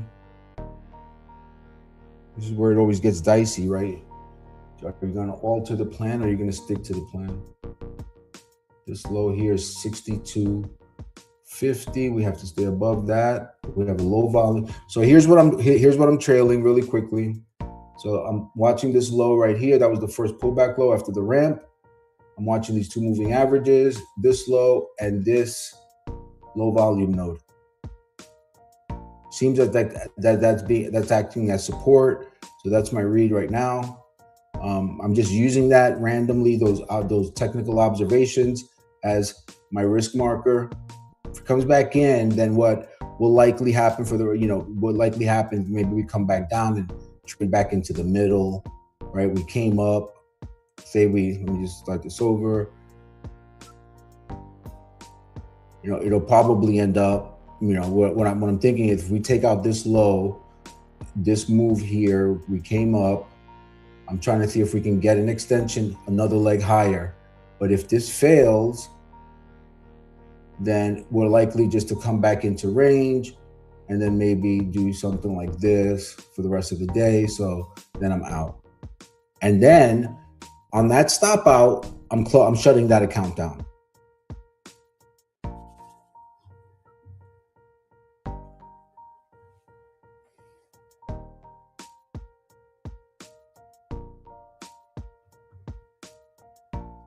And then multiple accounts only help me if I'm following that rule set, right? If I'm after the win. So when we opened the day, I had the +5, +10, +15, +15, and then I took those few losers, and I should have closed that account down, and I forgot because I jumped on stream.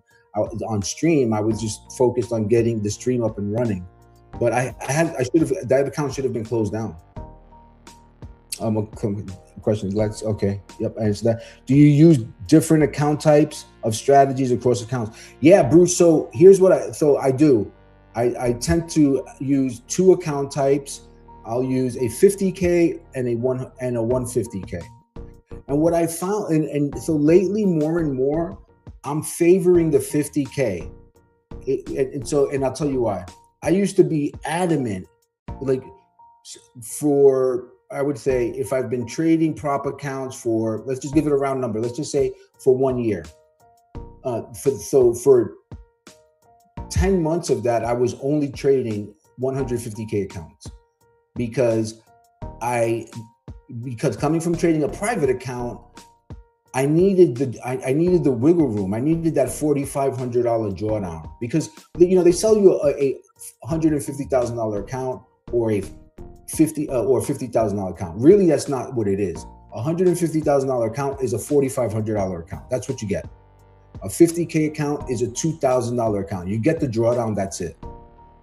All right. So, but here's the reason why I'm favoring 50K account. I used to be adamant about no, I used to think that 50K accounts were a trap. They're prop firm traps because there's not enough drawdown in them for you to adequately trade ES and make some money on it. And so I used to think that there was a trap. But I don't think that anymore. And here's where my thinking kind of changed. Let me just watch this. Check the time, make sure I'm not rambling into a pivot.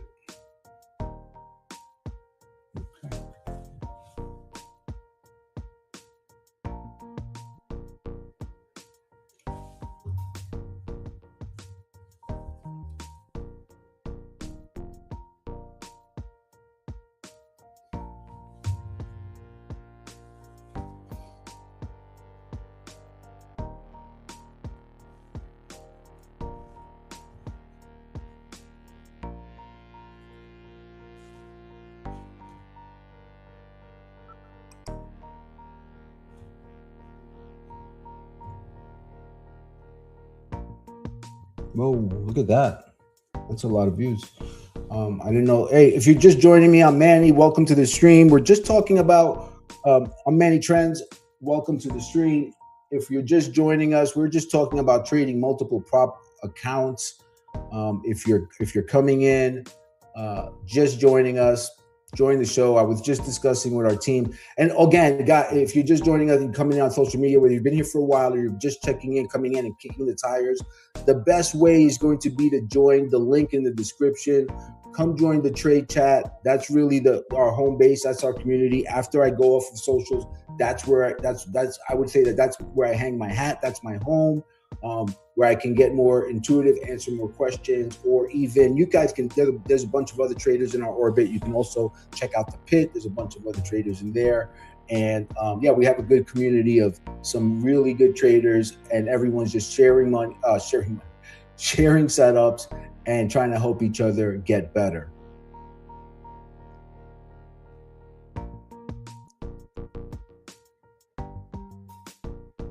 And so I was discussing with our private community about the power or the benefits of trading multiple prop accounts. So I was explaining to one of our members in our room about, he asked, why was what account type do I favor? A 25K, a 50K, 100K, 150K. And I used to favor 150K thinking that I needed the $4,500 drawdown. But what I found with the $50,000 account is this. So with the $50,000 account, I found that I was able to get it funded and get it to a payout faster than the $150,000 account. Obviously, right? Everything is tighter, but with that comes the less risk. So there's two different strategies there, right? One is, hey, you have a little bit more wiggle room, so you can take, you can extend your targets. You generally want to get a higher return on that account because it costs more.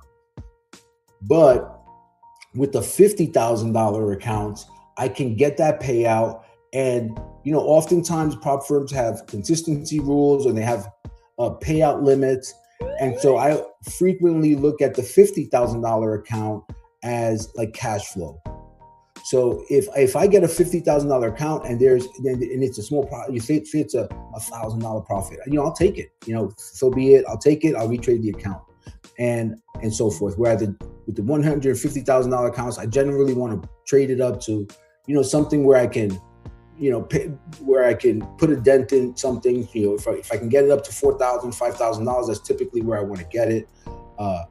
And then the $50,000 accounts, if I have $1 or $2 grand, I'll take it. But interestingly enough, I had one account. I had a $50,000 account that just recently, I just recently lost it.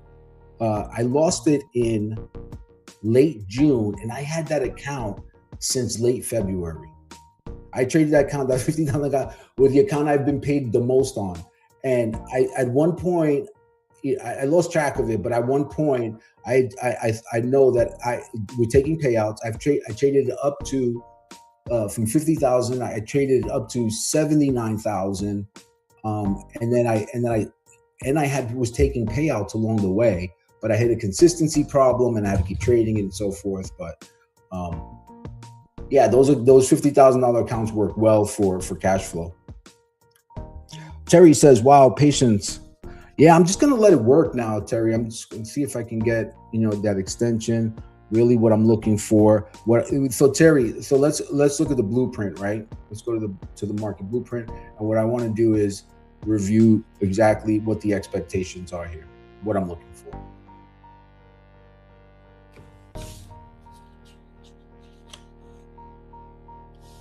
So if you remember yesterday, it wasn't about predicting the market. What we were doing was analyzing in real time, and it was about letting price tell us where to trade, and also using the execution clock to help us understand when to enter, and also, more importantly, anticipate what could come next. Okay.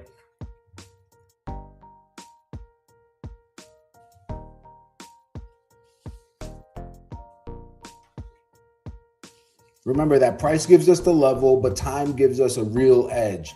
So what I'm looking for here, Terry, is this, right? So we know that we have a S3H structure. I don't like the way we're losing steam here. So we got to get going here to the upside, right? So we have an S3H structure, right? So we're generally looking at on an S3H day. I'm going to go high, AM high, mid AM low, lunch high, afternoon low, last hour high. This is one way the pattern can work out. Okay, we discussed this yesterday. Let me just get this labeled.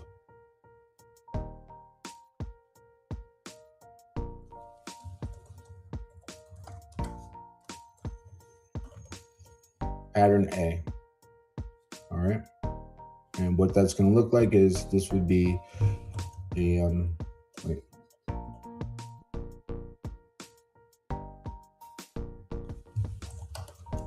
high,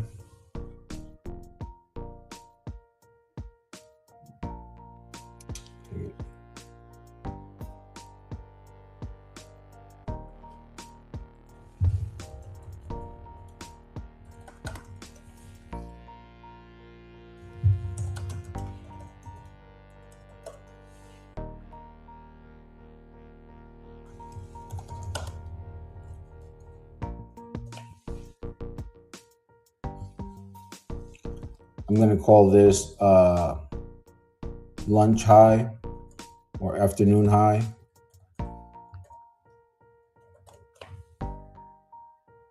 No, that's lunch high. Yep. This is the afternoon low. I'm going to call it the PM low just because I need to preserve room. Low. And then I'm looking for last hour high.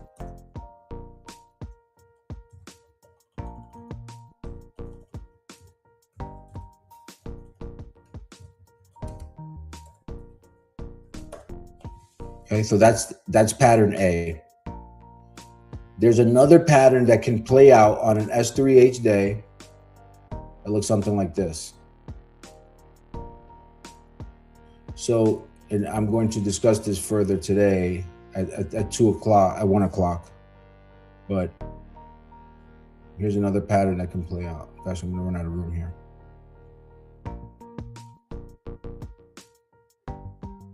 Make one on the chart where the pattern comes up. And you're gonna want to listen to this lesson. It's really important. If you're following the market blueprint and you have the execution clock, this is really important.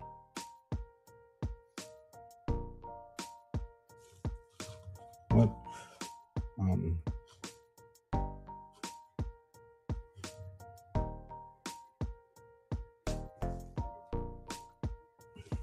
Okay. Sorry about that. All right, let me get back to this.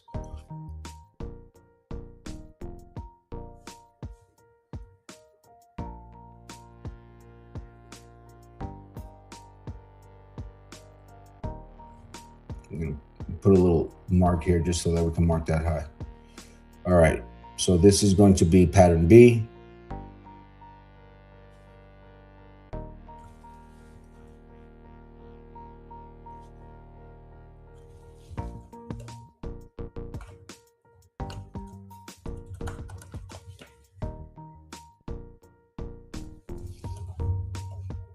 AM high, mid AM low, lunch high, PM low, last hour high.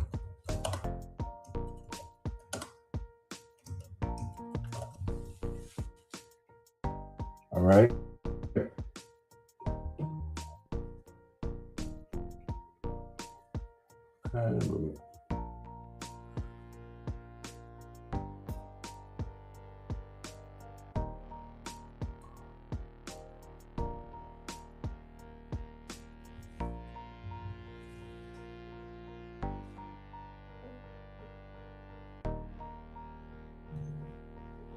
All right, bear with me here.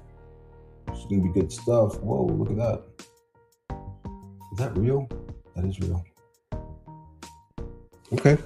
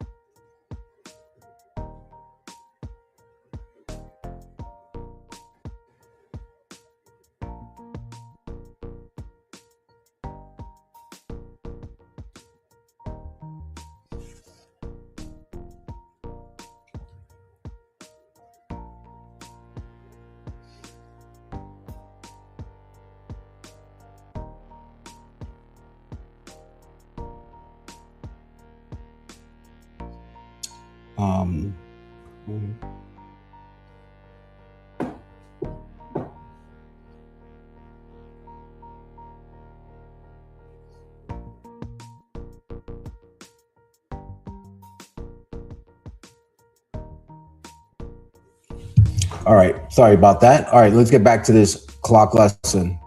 Let me know if you're still with me here. All right, cool. I have a lunch meeting, so I'll miss 2. Hope you can record it. Thanks. All right, later, Bruce. Manny, can you record the 1 p.m.? I can't be there today. Yep, we'll record it. Yep, we'll record it, Stuart. All right, so we have pattern A and pattern B here on our screen, okay?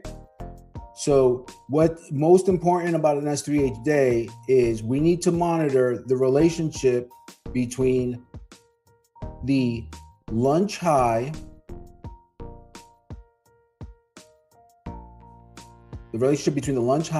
and the AM high. If the lunch high is higher than the AM high, then this, such as we have here, let me do something different.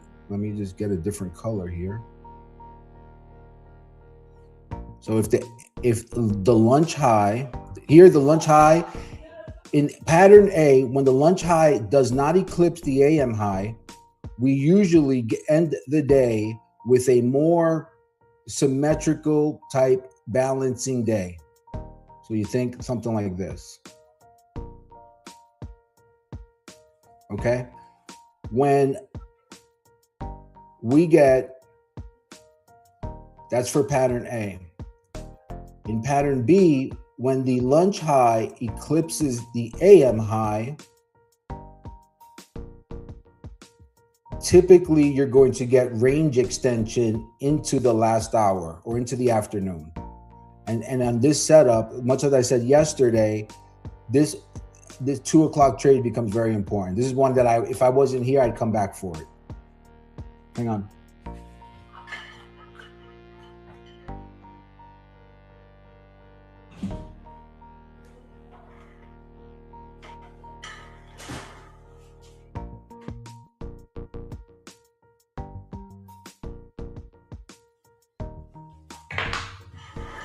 Sorry about that. All right, lots going on over here. It's my daughter's birthday today. She has like 15 people coming. It's like she's got like her whole team is sleeping over today. So there's a lot going on here. But anyhow, so guys, so back to these two patterns, right? So this is pattern A, pattern B. So the reason I'm holding my position is because I want to see if pattern B plays out. So here, let's outline what pattern B, why I think, and look, we're testing the high, right? So if we eclipse this early morning high, then, so this, let me just get the yellow one here. So this, let's say this is our AM high.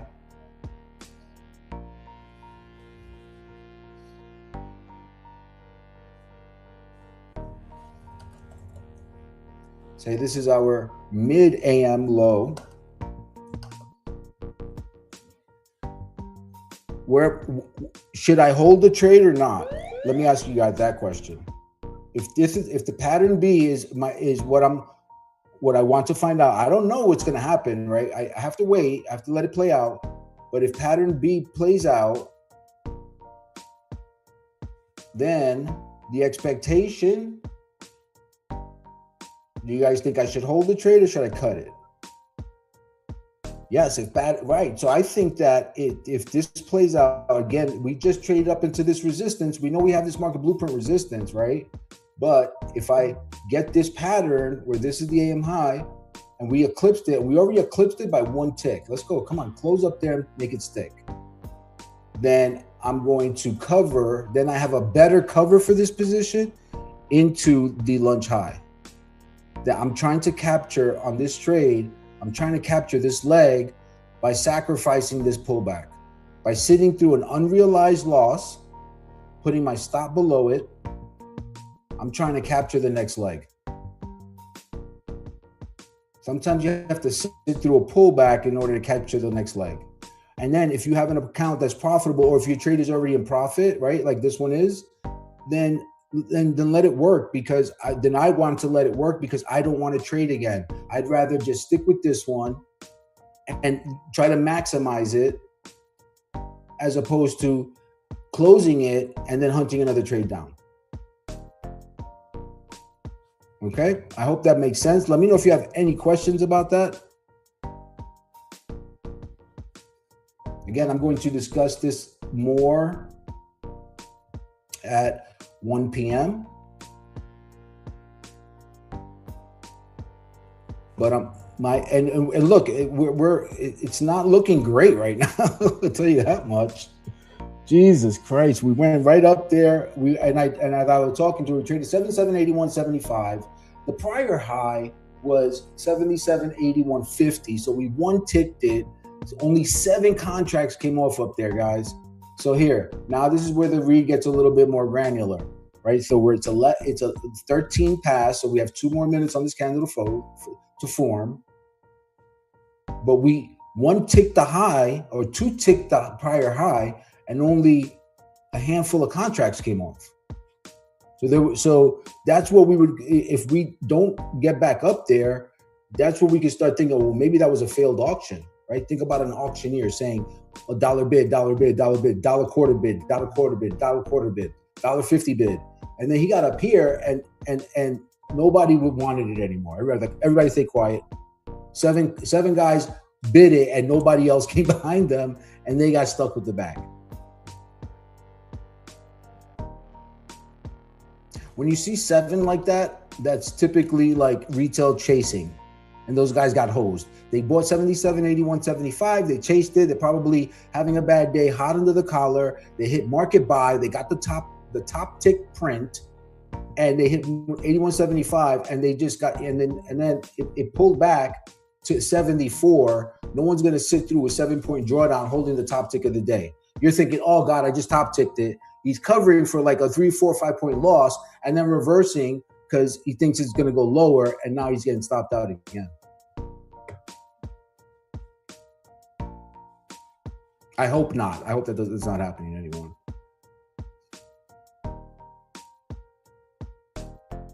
But it happens all the time.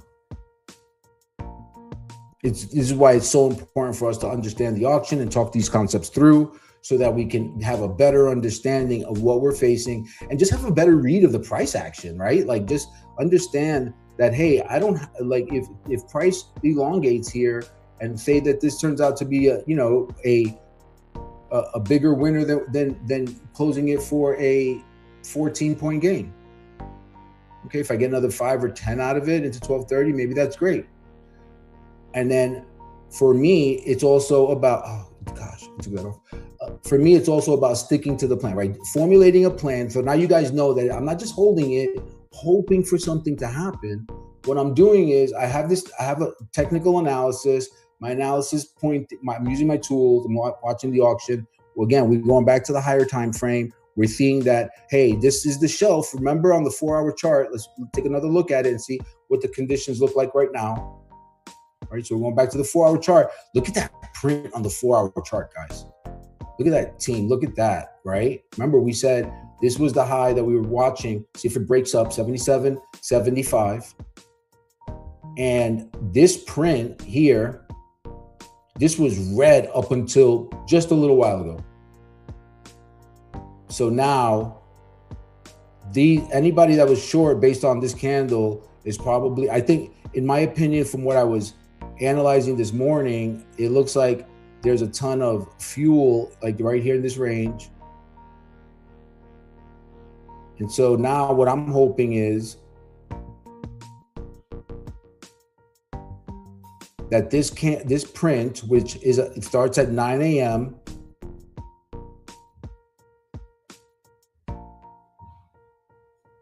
and finishes at 1, I'm hoping that it closes. Well, let me just draw it in where it goes. I'm hoping that it closes like this.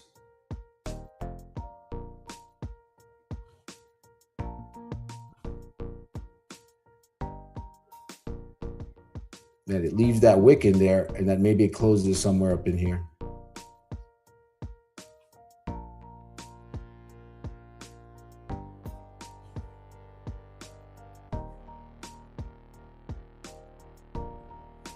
Something like that.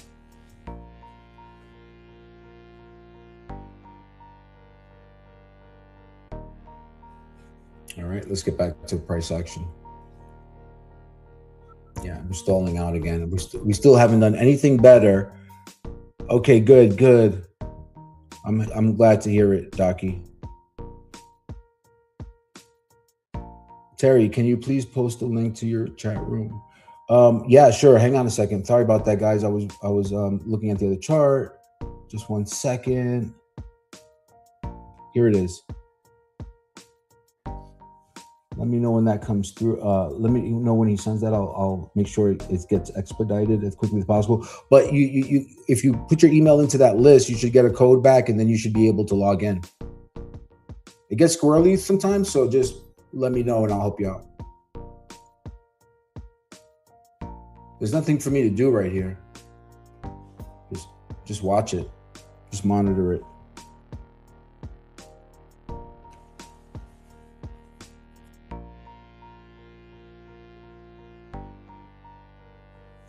So today we covered multiple prop accounts, trading multiple prop accounts, and we covered another pattern or potential pattern. Although this is increasingly looking like we're going to come back into balance. We did not get that elongation to the upside. Let's take a look at the internals and see if there's anything to learn from that. Looking at the NASDAQ is making lower highs. Russell's completely in balance. This market might be done for the week. There's inability to gain any traction over the overnight high. Take a look at the internals. Just assess this stuff. I mean, we're positive, and we're more positive than we've been pretty much for the entire day. So I mean, I guess that's a plus. If we get some follow through.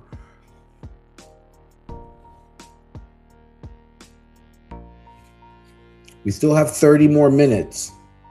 So,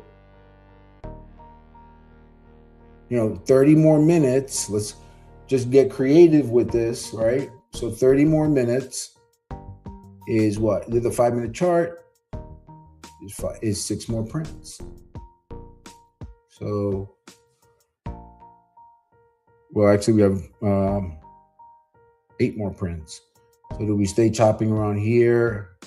Wait, let me get a little bit more room on this.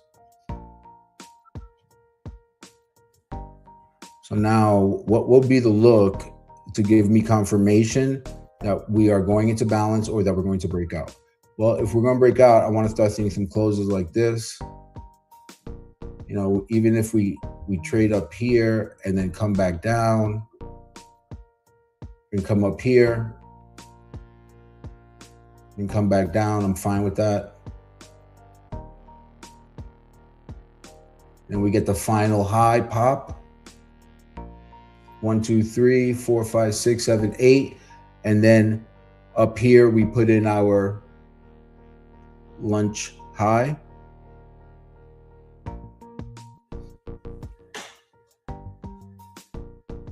Or do we do what we're doing right now? Let me just draw that in a different color. Or do we do this, where we poke up, poke down, we come back down, and we just start to balance, lower, and stay within balance. So this is pattern 2 that I outlined before. This is pattern 1, just on a more micro level. This would be the detailed level of the lunch high pivot.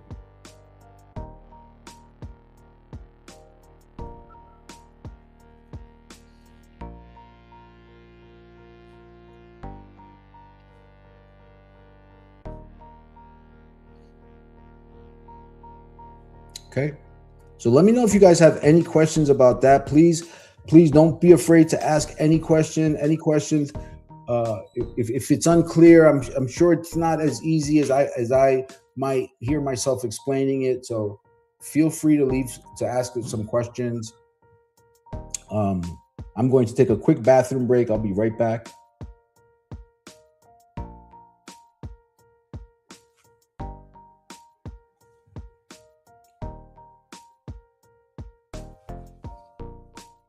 Oh, wow, look at that. Nice. I think we're hitting highest viewership ever.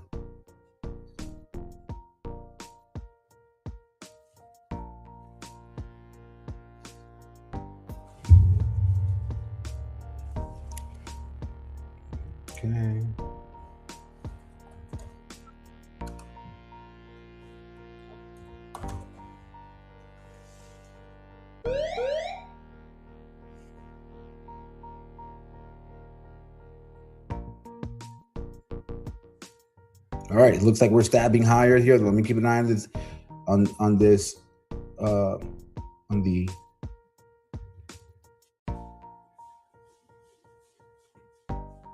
order flow.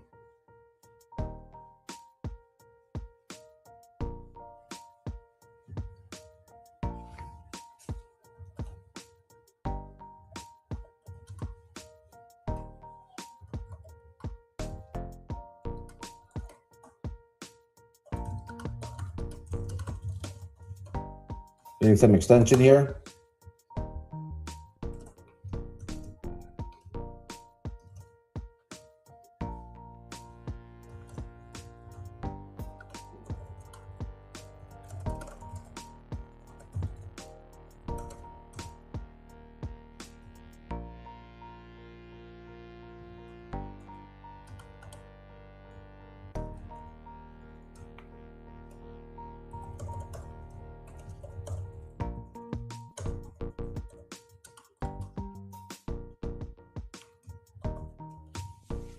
Good, good, good, good, good. Getting that extension.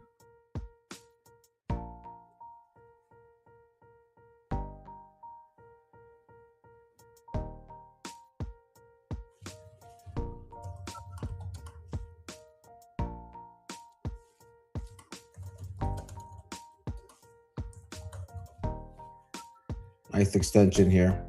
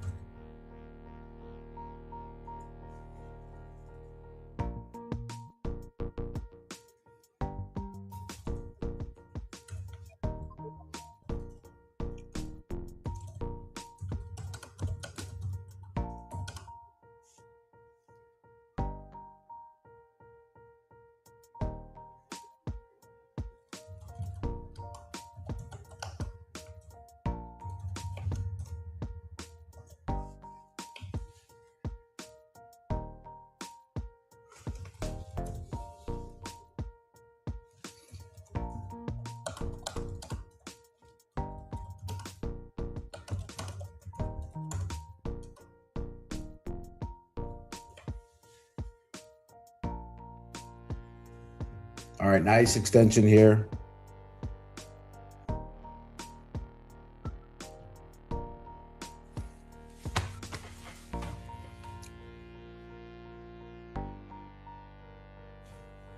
Just trying to get to this email here, getting tight. Oh. All right, hang tight, team. I have to make a quick phone call. Just give me a quick second. I'm going to use the bathroom. I'll be right back. Okay, no problem. Delphine said, usually each type of day has two patterns. Hey, Delphine, give me 2 seconds. I'm going to use the bathroom and then I will answer that.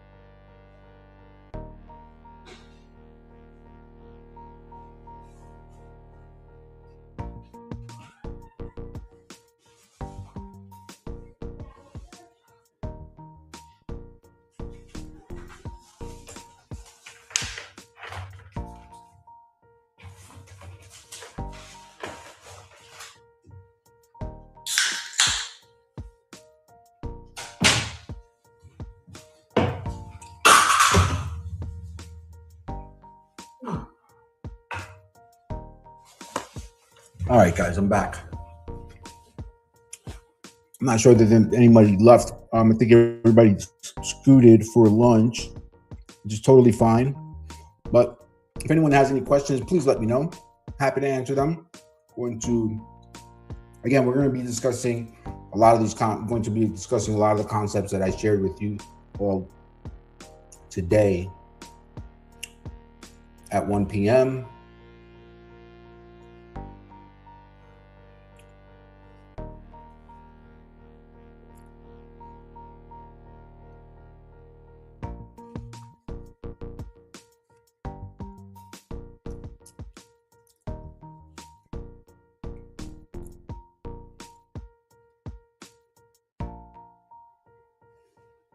All right, so we now look at this though. So now, what time is it?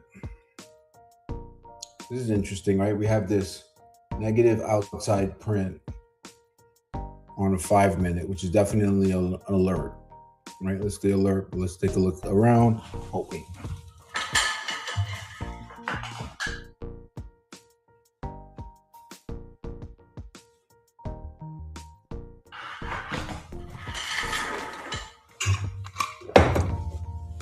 So there's one thing about that I can share about these larger moves that tend to extend is when the market is really bullish. This 5-minute print, this negative outside bar, you're going to have to sit through stuff like that. You're going to have, because oftentimes those signals fail. With the understanding here is that the market wants to move higher.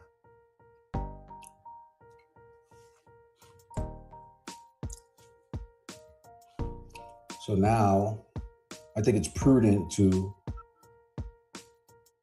tighten up some of this risk, right? I usually don't like to trail it too tight, but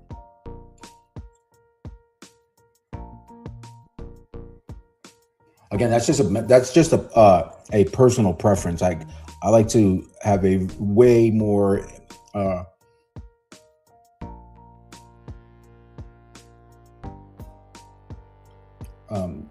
looser stop.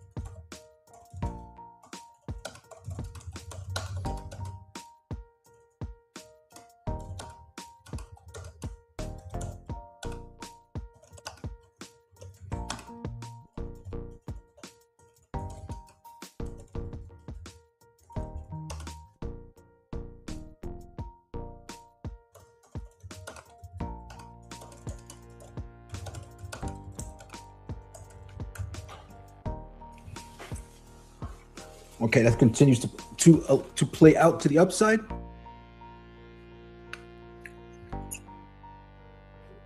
Again, I don't want to overanalyze. I don't want to overanalyze it, look at it too much, but there's nothing really else to look at. So in terms of accounts, as I was discussing earlier, I certainly have. There is another account that I'd like to hit a milestone today, just simply because it has a time component. It needs another day, but so maybe I might leave this one on and trade that one. But typically what I'd like to do with that is just, because of the time of the day that we're in, it's 11:40. I have this trade going on. I'd rather wait for the afternoon and then trade that one into the afternoon.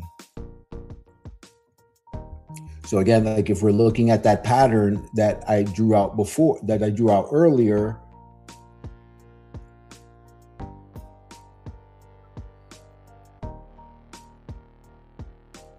we can see here that this is the pattern, this is a screenshot of the pattern I outlined earlier.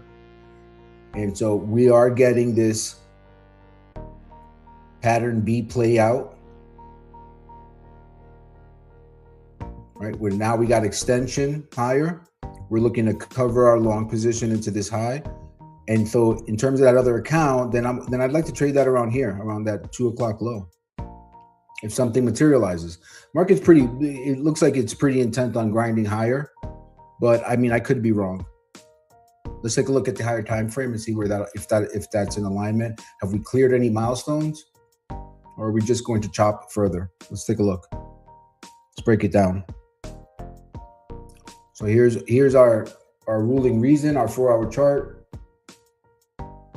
Okay. And that shows us that we cleared the hurdle that we discussed earlier. Remember, we wanted to see price break above. Get a nice little pullback here. We want to see a break above this with strength and momentum. We got that. It's now, so the next need on the higher time, on the hourly, on this 4-hour chart would be for us to break through this level, which is the low of this bar here. The low of this bar. So I would like to see price get through that. And then that tells me that, again, I'm micro-analyzing it, but it would tell me that we're probably going to start eating into. Remember that the argument here, right, is from the open today. The argument has been that there's quite a bit of inventory up here that can be squeezed. If we can get above here, I think that happens.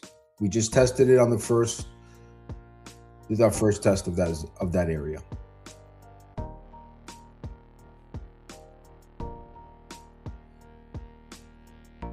Strong markets will give you plenty of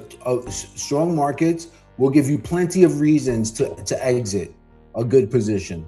There's not going to be any shortage of those.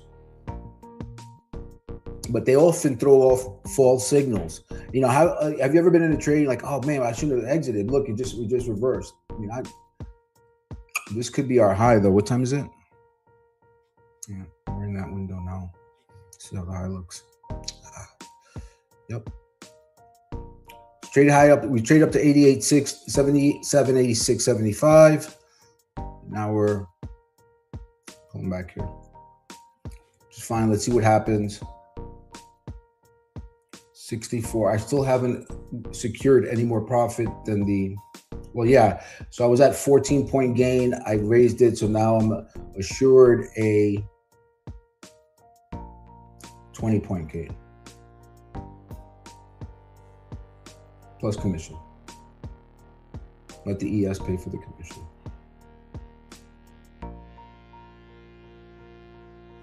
Okay, it becomes a hard line in the sand.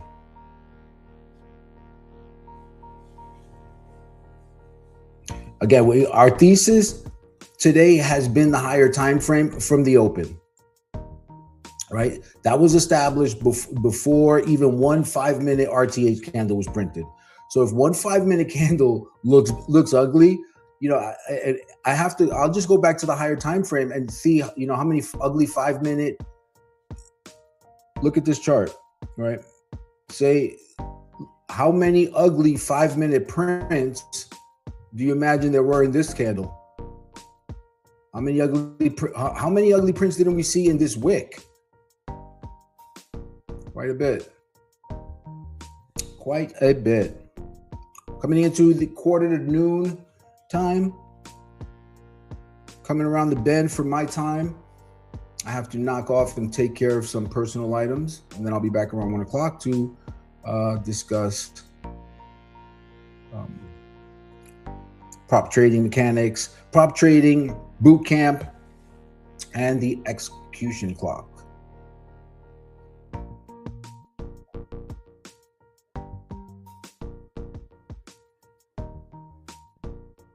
Again, this is why it's good for us to always be in a constant state of analysis, right? Break out those drawing tools, break out those measurement tools, start measuring stuff, right? Keep your mind busy so that it's not staring at every tick.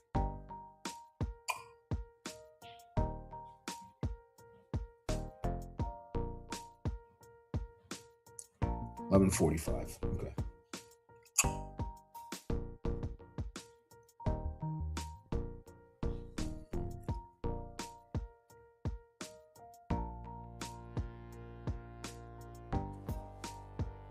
You know, the hardest thing of catching an extended move, catching an extended move isn't just finding the entry.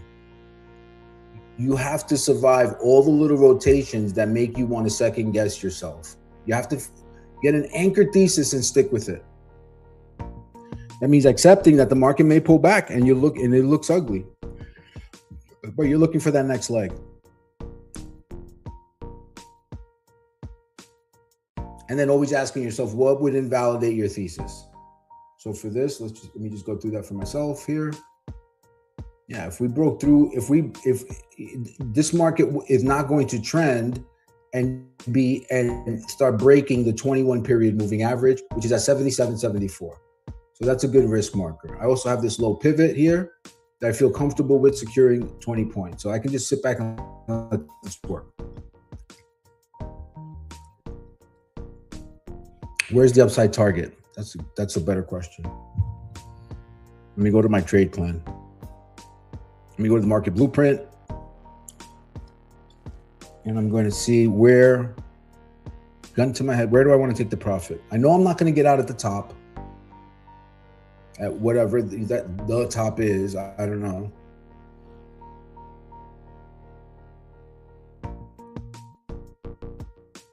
Let me check this chart.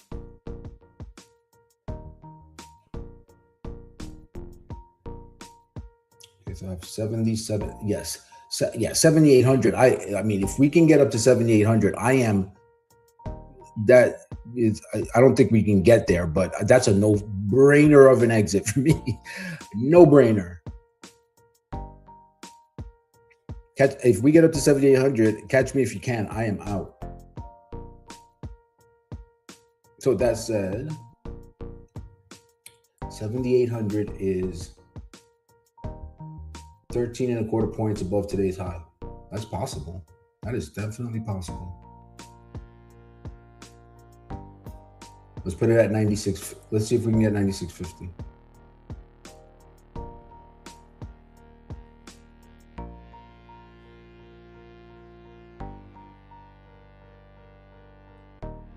Okay. All right, that becomes a trade. I'm going to let that work.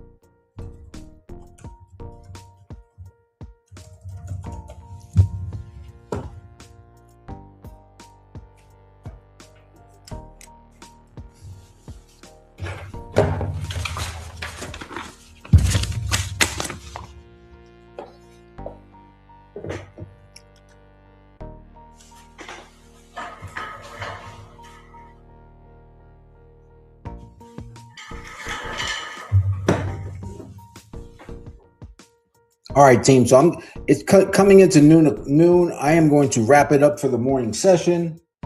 Today really came down to one thing: having a higher time frame thesis, giving it room to work, and not losing our focus. Right? I got stopped out a bunch of times. For the biggest one was 6 points on one contract. I think I was stopped out a total of, I don't recall what it was, but the idea didn't change. Even when we broke lower, I was still sticking to that thesis because the higher time frame was telling me to, as well as the analysis I did earlier in the morning. We came in focused on the higher time frame squeeze. We talked about it. We talked about it, and even through like how it could materialize on a more granular level, like on a 5-minute chart with pattern 2 before it developed. And then we watched the market start to reward that read. So that doesn't mean that we ignore the risk. It doesn't mean that we get stubborn. Obviously I had a stop loss protocol this morning because I felt that I was getting stubborn. It means we defined what would actually invalidate the idea. And until that happens, we stop letting every little pullback convince us that the whole idea is wrong. Sometimes that small time frame focus can really skew our focus. That small time frame read can skew our larger focus. And so strong markets, remember how we started this week, strong markets are going to throw off false signals. They don't want to let anyone in. They'll make you feel uncomfortable. They'll tempt you to fade strength. They'll tempt you to chase weakness or change your mind too quickly. But the job is to stay cool and stick with the objective and keep asking, the same question. Where is my thesis wrong? Did the market actually change, or did one candle just, make me nervous? Did one candle make me, leave skid marks in my pants because I was oversized, right? At no point have I been oversized today. This is the difference between having a conviction and being stubborn is just having solid analysis. Build a thesis, define the risk, then let price prove or disprove it, right? All right, so with that said, guys, I'm going to close it up for the morning session. Thank you for being here. Thank you for joining us. Enjoy your afternoon. Again, we're going to be live at 1. I'm going to be live in the pit later on, so stop in if you have some time, grab some lunch, and hopefully you learn something. All right, take care, team.